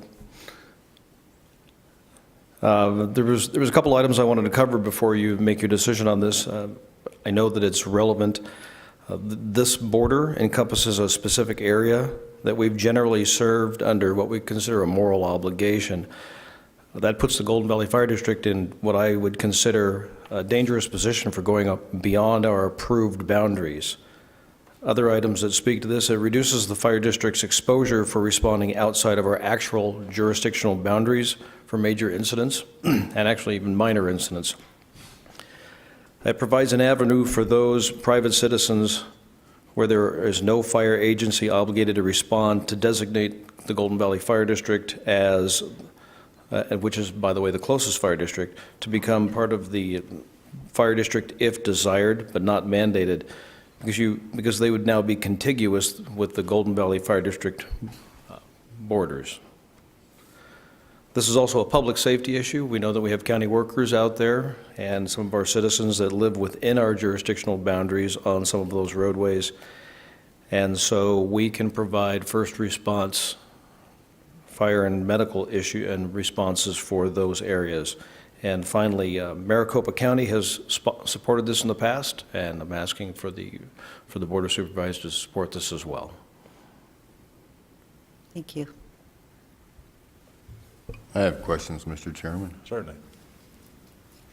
How does this, you're asking for our right-of-ways, is that our right-of-ways and easements? Asked for those, and I worked with staff of County Administrator Hendricks and Deputy County Attorney Bill Ekstrom. We've worked on this together a bit. We're asking that these become, that they get designated as part of the fire district.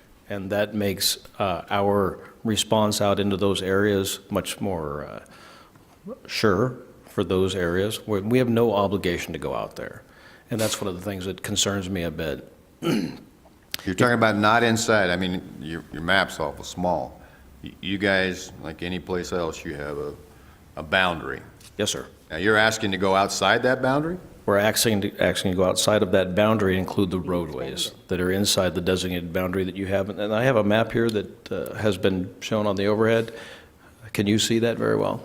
Mm-hmm. No. Okay. I can. Where's your area? You the green? Yes, sir. All right, then what do you want to take? The areas that have the hash mark, if it is okay with the chairman, I have 2 more maps like this I can bring forward if you'd like. Hash marks. I don't see the hash marks. How, Supervisor Johnson, would you like me to provide you with another map and make it much more clear for you? The ones with the lines. Oh, those aren't roads? Those are hash marks? You're talking about every other section? Can you see the difference between these hash marks and outside of this boundary where my pen is, where it's green here? No. I can see that it looks like you have streets. I'm guessing those are streets, and then we see the ones without any streets in them. May I bring a map forward for you Sure. to consider? Thank you.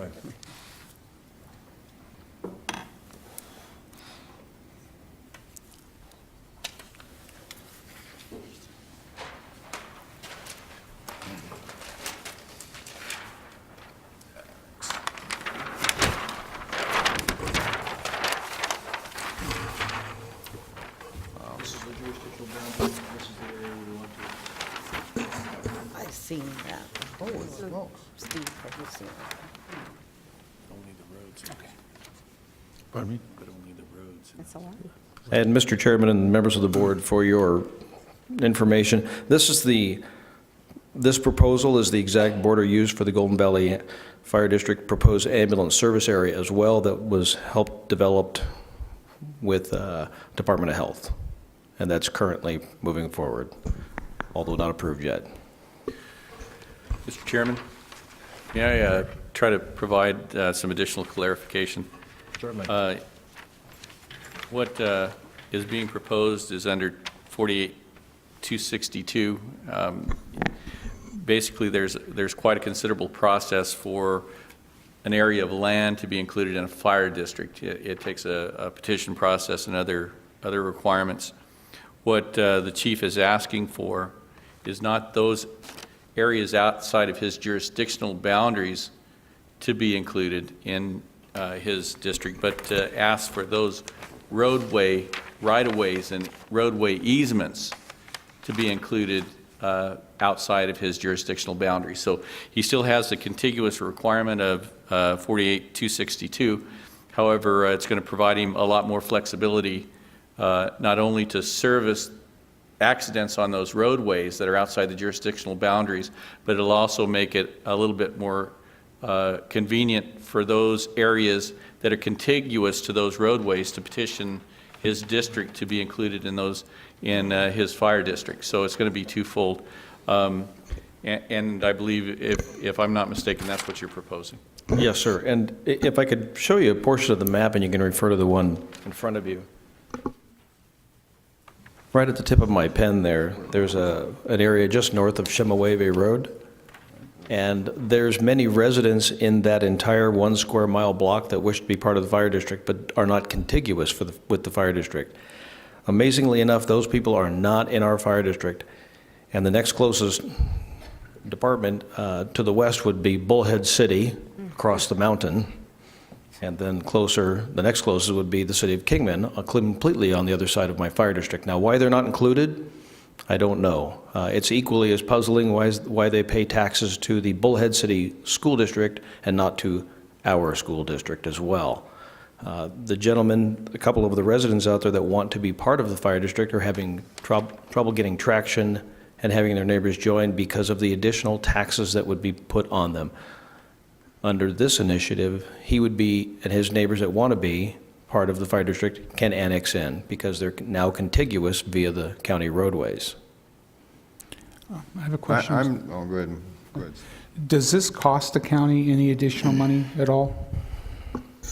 Mr. Chairman, Supervisor Moss, that's a question that we've asked, and through our discussions, no, there is no, we don't see any downside to this. Also, there's all requirements in the statute in Title 48 that this can't occur within any other district boundaries. So I had Public Works verify that what is being requested isn't in any other district boundaries and isn't served by another district.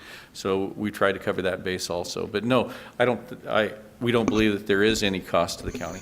Okay, so, I mean, hypothetically, if we approve it, we're not winding up paying property taxes to the fire district. Mr. Chairman, Supervisor Moss, that's correct. Okay. The second thing I have, has any other fire district done this? I'll have to, you said... Maricopa County has gone down this path before, yes, sir. But nothing in Mohave? This is the first in Mohave? No, sir, but we're not the only fire district looking at that. However, we would be the first here, to my knowledge, that have done this. And it does not encroach on any other fire district. It simply goes up against the city of Kingman. I've spoken with the Northern Arizona Consolidated Fire District Chief, Pat Moore, who's in attendance as well. We don't encroach on their boundary. It simply expands our ability to respond outside of our jurisdiction, reduces our liability, doesn't cost the taxpayers money, and there's not many initiatives that do that.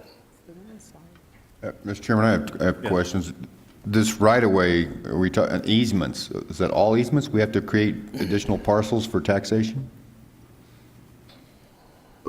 I'm going to have to, there are certain statutes that the county, it's my understanding the county attorney's office has looked at, and one of the questions that we had is, and I asked Public Works to verify, or are we talking about road right-of-ways? Are we talking about roadway easements? Are we talking about other roadways that may be in existence but aren't, the right-of-ways aren't formally established? So the decision or the recommendation that I understand came out of the county attorney's office is that the roadways that aren't in existence, where there hasn't been any formal roadway easements or right-of-ways that are established, those got eliminated. We didn't include those in the mapping or in describing what's being done here. What we did do is we considered the roadway right-of-ways and roadway easements because in the eyes of the statute, those are public roadways under the, at least under public control. Is there anyone from the assessor's office who could speak to the issue of creating different parcels and what effect that might have or might not have here? Mr. Chairman, Mr. Moss, I spoke with the assessor this morning, and he expressed some concerns about what happens when you do this with an easement. Does it result in a split? Does it have effect on taxation? Those are answers I didn't know off the top of my head, but they're two very different things. I mean, what you're doing here is providing a fire district a benefit, whereas the whole idea of splitting parcels is something entirely different from this. What we want to do is get the board's direction to transfer these to the fire district, and then if there are issues involving easements which would make those transfers impossible for some reason, then we wouldn't do it. But it's my understanding, belief, that because of the difference in the nature of these two things, that the fire district can do this. It's kind of a novel thing, but it solves a big problem for the district. Mr. So- Chairman? Oh, good. Go ahead, Supervisor I think Johnson. that Supervisor Moss, I'm not sure if it was fire districts or not, but in the Phoenix area, there was little swatches of land that were only a foot wide going through people's property who they never paid the taxes. Then people came in, attorneys came in and bought these up and then charged people like $5,000, or they would put a fence through the middle of their backyard, and there was actually people that died over this sort of thing. I believe a fire district is something for the people. Like we're just talking about the Lake Mohave Ranchos.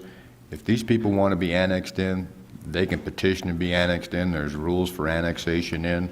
There's a reason why they're not in. I see no reason for us to force these people into, why we would do it, I have no idea. I think if the fire district wants to expand, then go to the people and get a vote. I would like to make a motion. Can I clarify something, Supervisor Brotherton? My understanding was that if we approve these roadways being brought into the fire district, that a property owner would still have to petition to become a member of the district. They can't be forced into the district. Is that accurate? Exactly. Okay. So, I mean, so hypothetically, because I hear some unanswered questions here. If someone was to make a motion saying to hypothetically approve and adopt Mohave County BOS Resolution Number 213-150, authorizing the inclusion of public road right-of-ways and easements within a Golden Valley Fire District boundary expansion in the unincorporated area of Mohave County, and requesting fire district order of boundary change, subject to such an inclusion not costing Mohave County any dollars, that would be okay. Because right now, we think it doesn't cost us money, but we're not. I'm getting the impression is you've looked for it, you haven't found anything, but that doesn't mean there isn't anything out there. Correct. Am I getting the correct impression? Sir. Okay. So I would then make that motion. I'll second for discussion. Mr. Chairman, for discussion, I would just say that I would feel more comfortable having the assessor come in and, maybe just continuing this till the next meeting or the meeting after. He's right there. He's here. The assessor's here? He was hiding. Going to make Just walked in. a Mr. Assessor, would you like to- as allowed by law.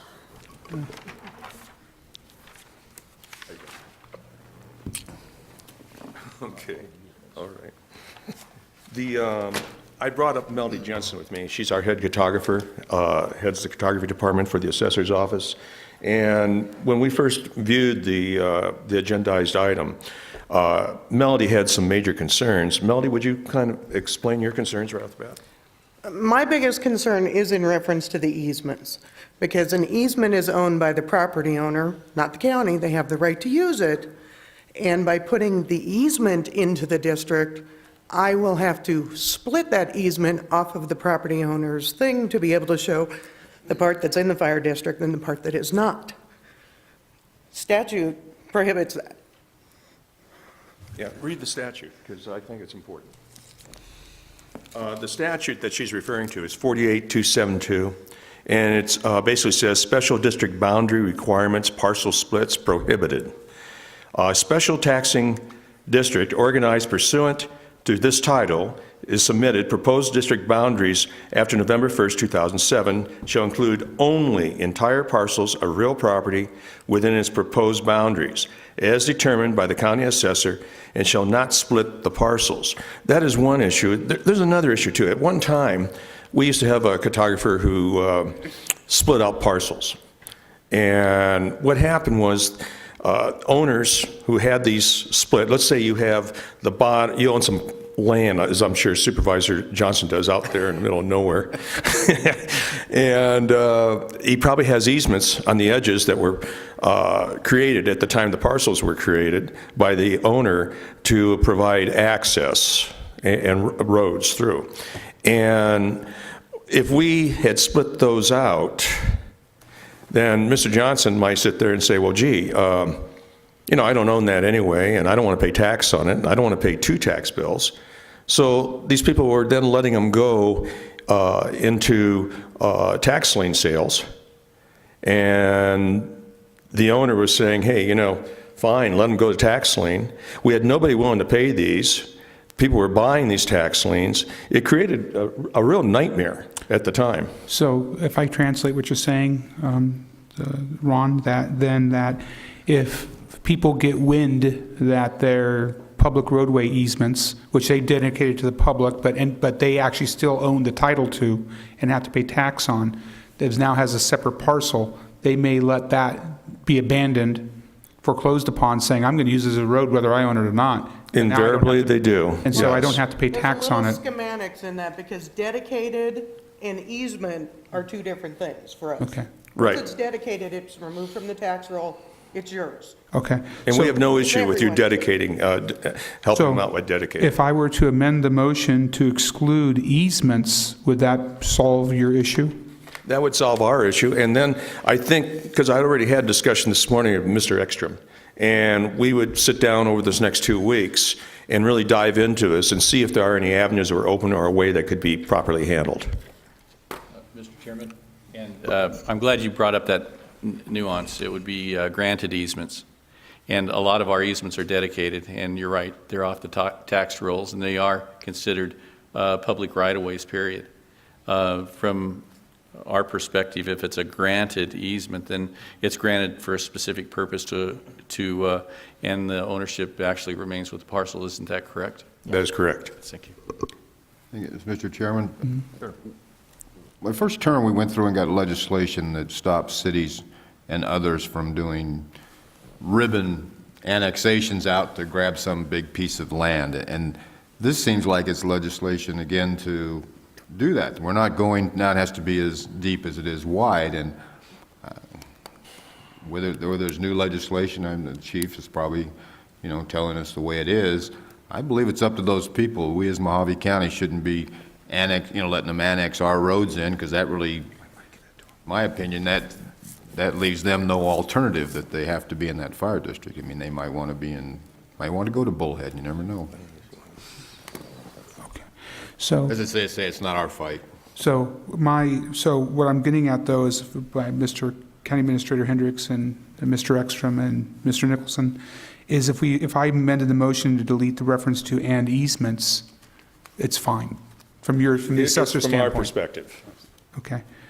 So what's the correct process for me to amend my motion? Do I just say? I'll withdraw my second.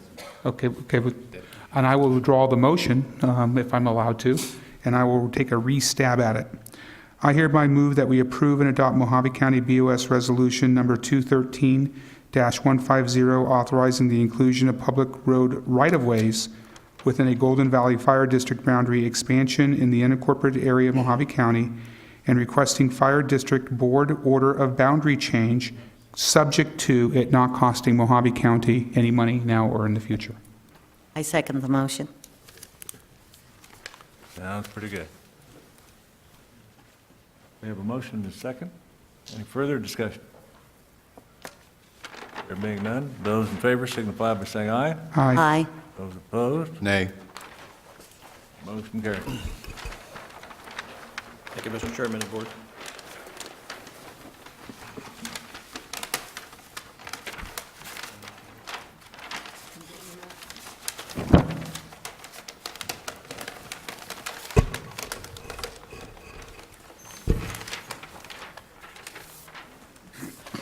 Thank you.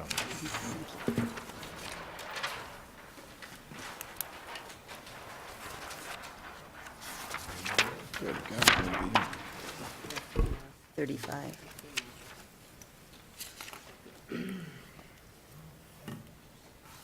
Okay, we're on 33 now? 35. 35. Sitting as the Board of Directors for the Horizon 6 Improvement District. Discussion, possible action regarding the approval, the adoption of Horizon 6 District Resolution 2013-1, approving Amendment Number 1 to the intergovernmental agreement between the City of Lake Havasu City and Horizon 6 Improvement District for water services, for the purpose of updating Exhibit A and contains rates and surcharges in accordance with the other district's increase to electricity and maintenance. Mr. Chairman, I would make a motion to approve this item. We have a motion and a second for the approval of this item. We have no one signed up to speak to this item. I don't believe it's a public hearing anyway. Question?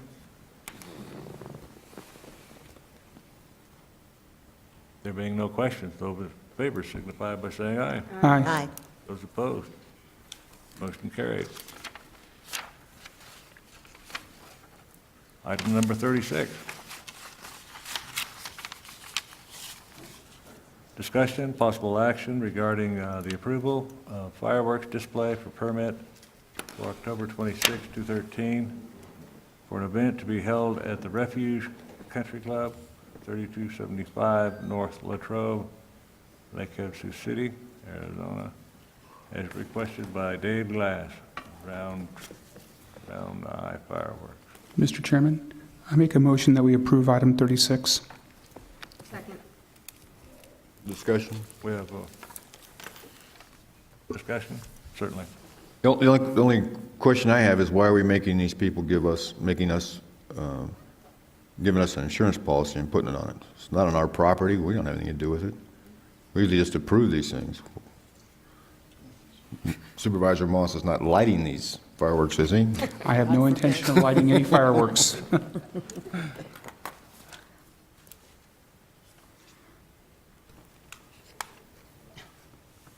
I didn't see the insurance thing, Mr. Chairman, I didn't see the insurance thing on this thing, but they have to come to us for a permit. Right, but we made them list us as additionally insured. I mean, it's really none of our business. Well, I would imagine whenever the county, from the perspective of risk management, whenever the county grants a permit, there's a potential for some liability, whether or not Mr. Moss lights the fireworks off or not. And given that, they're going to take a very conservative tack and get insurance if we can. But I guess I've never seen it before. Unless it's on our property, we don't require citizens to, you know, if the Kiwanis Club is having something or extension. It just seemed odd to me that we were making them put us on. I never had seen that before. I see it's, I'm looking at the statement here. It says it came from Human Resources and Risk Management. Maybe someone from Human Resources or Risk Management can fill us in as to why it was required. Mr. Chairman, Supervisor Moss. Certainly. I'm not sure risk management's here, but generally, standard procedure would be anytime we grab a permit like this, one of the things that the permitting department does is they if there does appear to be a risk, and apparently the flag was fireworks, they do run it by risk management, and then they do an assessment and ask whatever's, make that requirement, whatever is required for the insurance. There's Mr. Prince right there. I'm sorry, I didn't see you. Good morning. The reason we required this is because if they come to us and ask us for our permission to grant a permit, then we are assuming some liability there because we're granting a permit. And at some point in time, what will happen is we will end up having an incident or an event that will cause us to be named as a liability and because as a defendant in a case.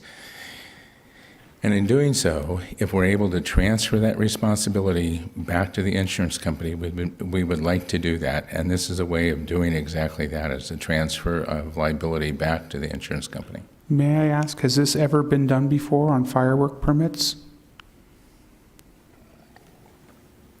I can't answer your question as has it ever been done before, but I think we request that they provide us with insurance anytime we do.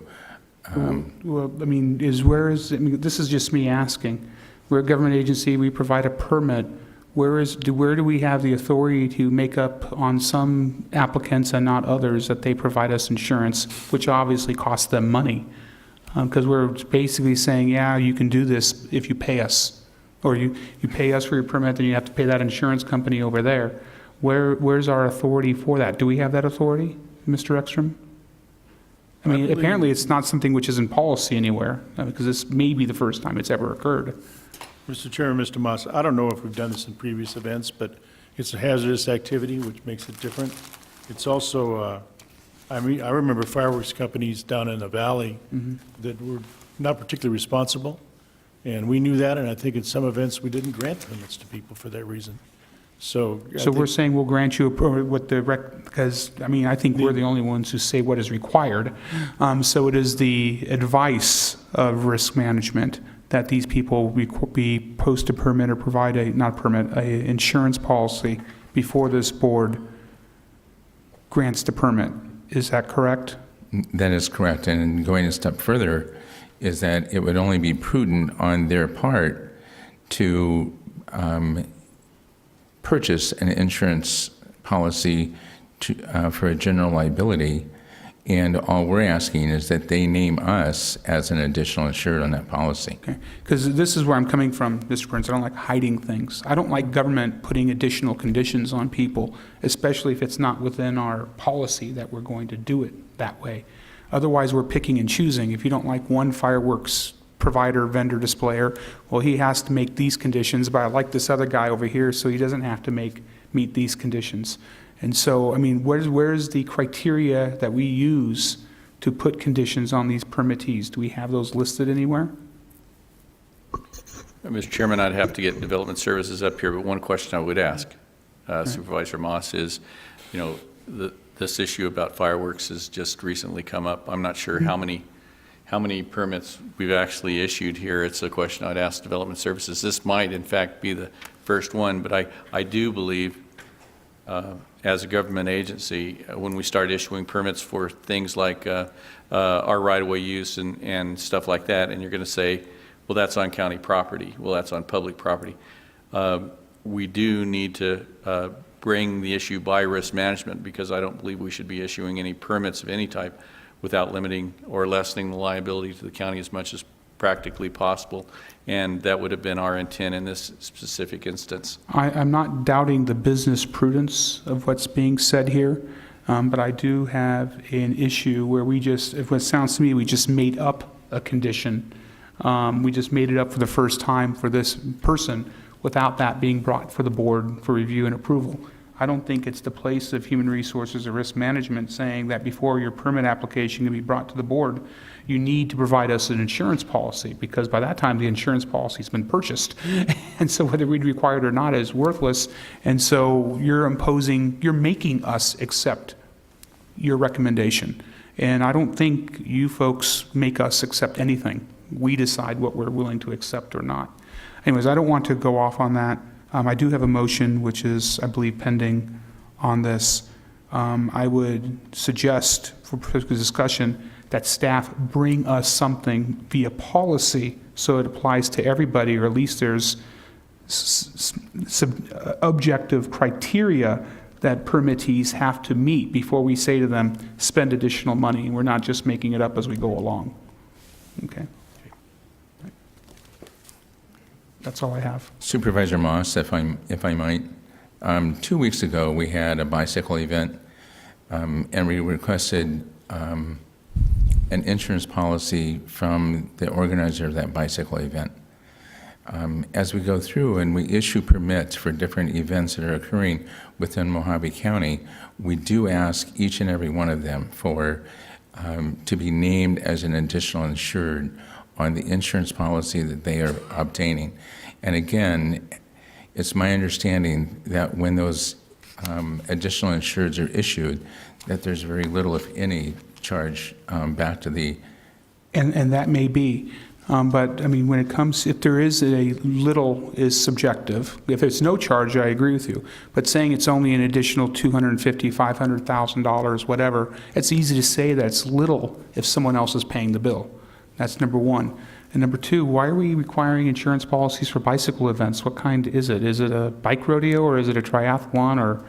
I mean, it's not within the agenda, so I'll withdraw it. But that doesn't seem to me to be a high-risk activity. But I will let that go for right now. Excuse me. Chairman Watson, Supervisor Moss, The board, the clerk of the board does have a file upstairs in the vault for fireworks permits, and I believe that in the past they have had to have insurance, but if you would like, I can have someone go pull the file and we can look at it. I appreciate that information, Mrs. Prince, but what I'm really looking for is what criteria do we utilize to require that of someone? There's lots of people that I would personally like to cost extra money to, and there's lots of people that I would like to skate by free. And I think we as the government are required, should really have standards that we employ in making that decision. Right, Mr. Chairman, I think the permits we've issued in the past with fireworks usually were like at Sarah Park, where it was a county-owned facility, or something like that. The reason this caught my attention was because I looked at the map, where I saw where they insured us, and it was all hopefully contained within their property. So that's why I brought it up. And as we have a new risk manager, and everybody has different policies, and as time changes, I think you're bringing up a good thing, that it's great to have us protected on this, and then we should look at all events that we put on to see if we're giving a permit even for the expansion of a bar outside patio. Maybe we should be done, because if somebody does get hurt, and they can give us, if we hadn't given them the permit, then maybe they wouldn't have got hurt. So I think it's a good idea. Yeah, and that's why I think standards are necessary, because what I'm hearing is a very slippery slope, that every time someone walks up to our counter, they have to have a $1 million insurance policy that they're handling to us because of some remote possibility someone can get injured. Well, thank you very much. We have just dramatically increased the aggregate cost of doing business in Mohave County, Arizona, which is not something I think we as a board want to send that message out. Mr. Chairman, let me interject this other thought. Why would they come to us for a permit in the first place? If you really want to get the government out of the game, there's no permits at all. But once they have to come to us, that means we're going to make some sort of objective determination about what they're doing. And at that point in time, I think the government has some responsibility. And I agree with you 100%. Mr. Ekstrom has the point of an objective determination, which is why I asked about the standards and the policies, which apparently don't exist. Okay, but they should. What's the motion? I think there's a pending motion. Was there a motion? I made Yes, the motion, I seconded it. Mhm. Right. Okay. Any further questions on your motion? There being none, those in favor signify by saying aye. Aye. Aye. Those opposed? Motion carried. Item 37, discussion, possible action, approve the cancellation of the November 12th, 2013 election to fill one vacancy of the Golden Valley Shores Water Conservation District Board of Directors, and appoint Imogene Wright, who filed for a nomination and petition in accordance with the ARS 48-1021E, as requested by the district.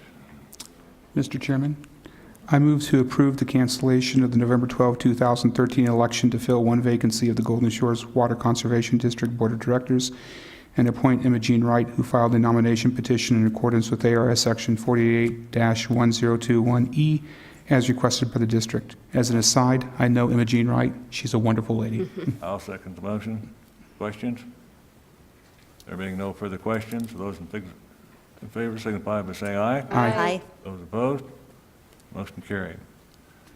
Item 38, discussion, possible action regarding approve the hiring of Ken Cunningham in the position of Employment Services Manager at $78,000 annually, with an expected start date being the week of November 11, 2013. Move to approve. I'll second. We have Though a I motion. do have a question. I'm sorry, Mr. Chairman. I interrupted you. I apologize. We have a motion to approve, and I'll second. you have a motion in a second. Okay. Any further discussion? Yes, I have one question. Mr. Hendricks, is Mr. Cunningham being hired in as classified or unclassified staff?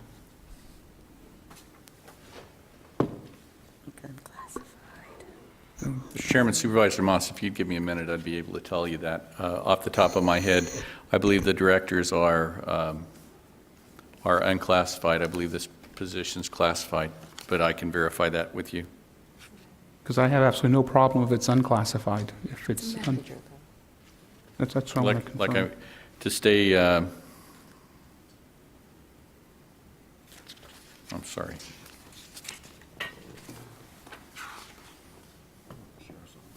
Yeah.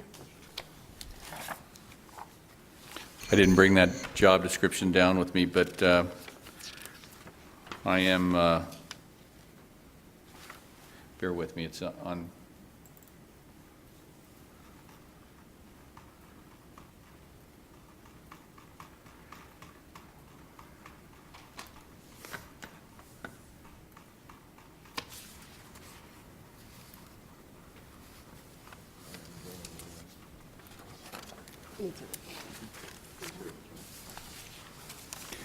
Made it be faster. I'm sorry, Mr. Chairman, Supervisor Moss, I'll have to get that with you. I'm almost positive it's a classified position because it's not a director position.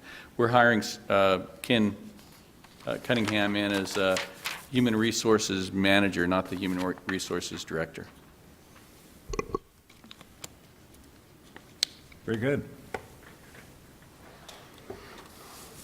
Okay. Anything else? We have to have a vote. Got to vote on that. We have to vote. We haven't voted. We have a motion and a second. We have a motion and a second. Those in favor signify by saying aye. Aye. Aye. Those opposed? Motion carried. And we shall adjourn this meeting. And thank you very much for your attendance, ladies and gentlemen. Thank you. Turning it off.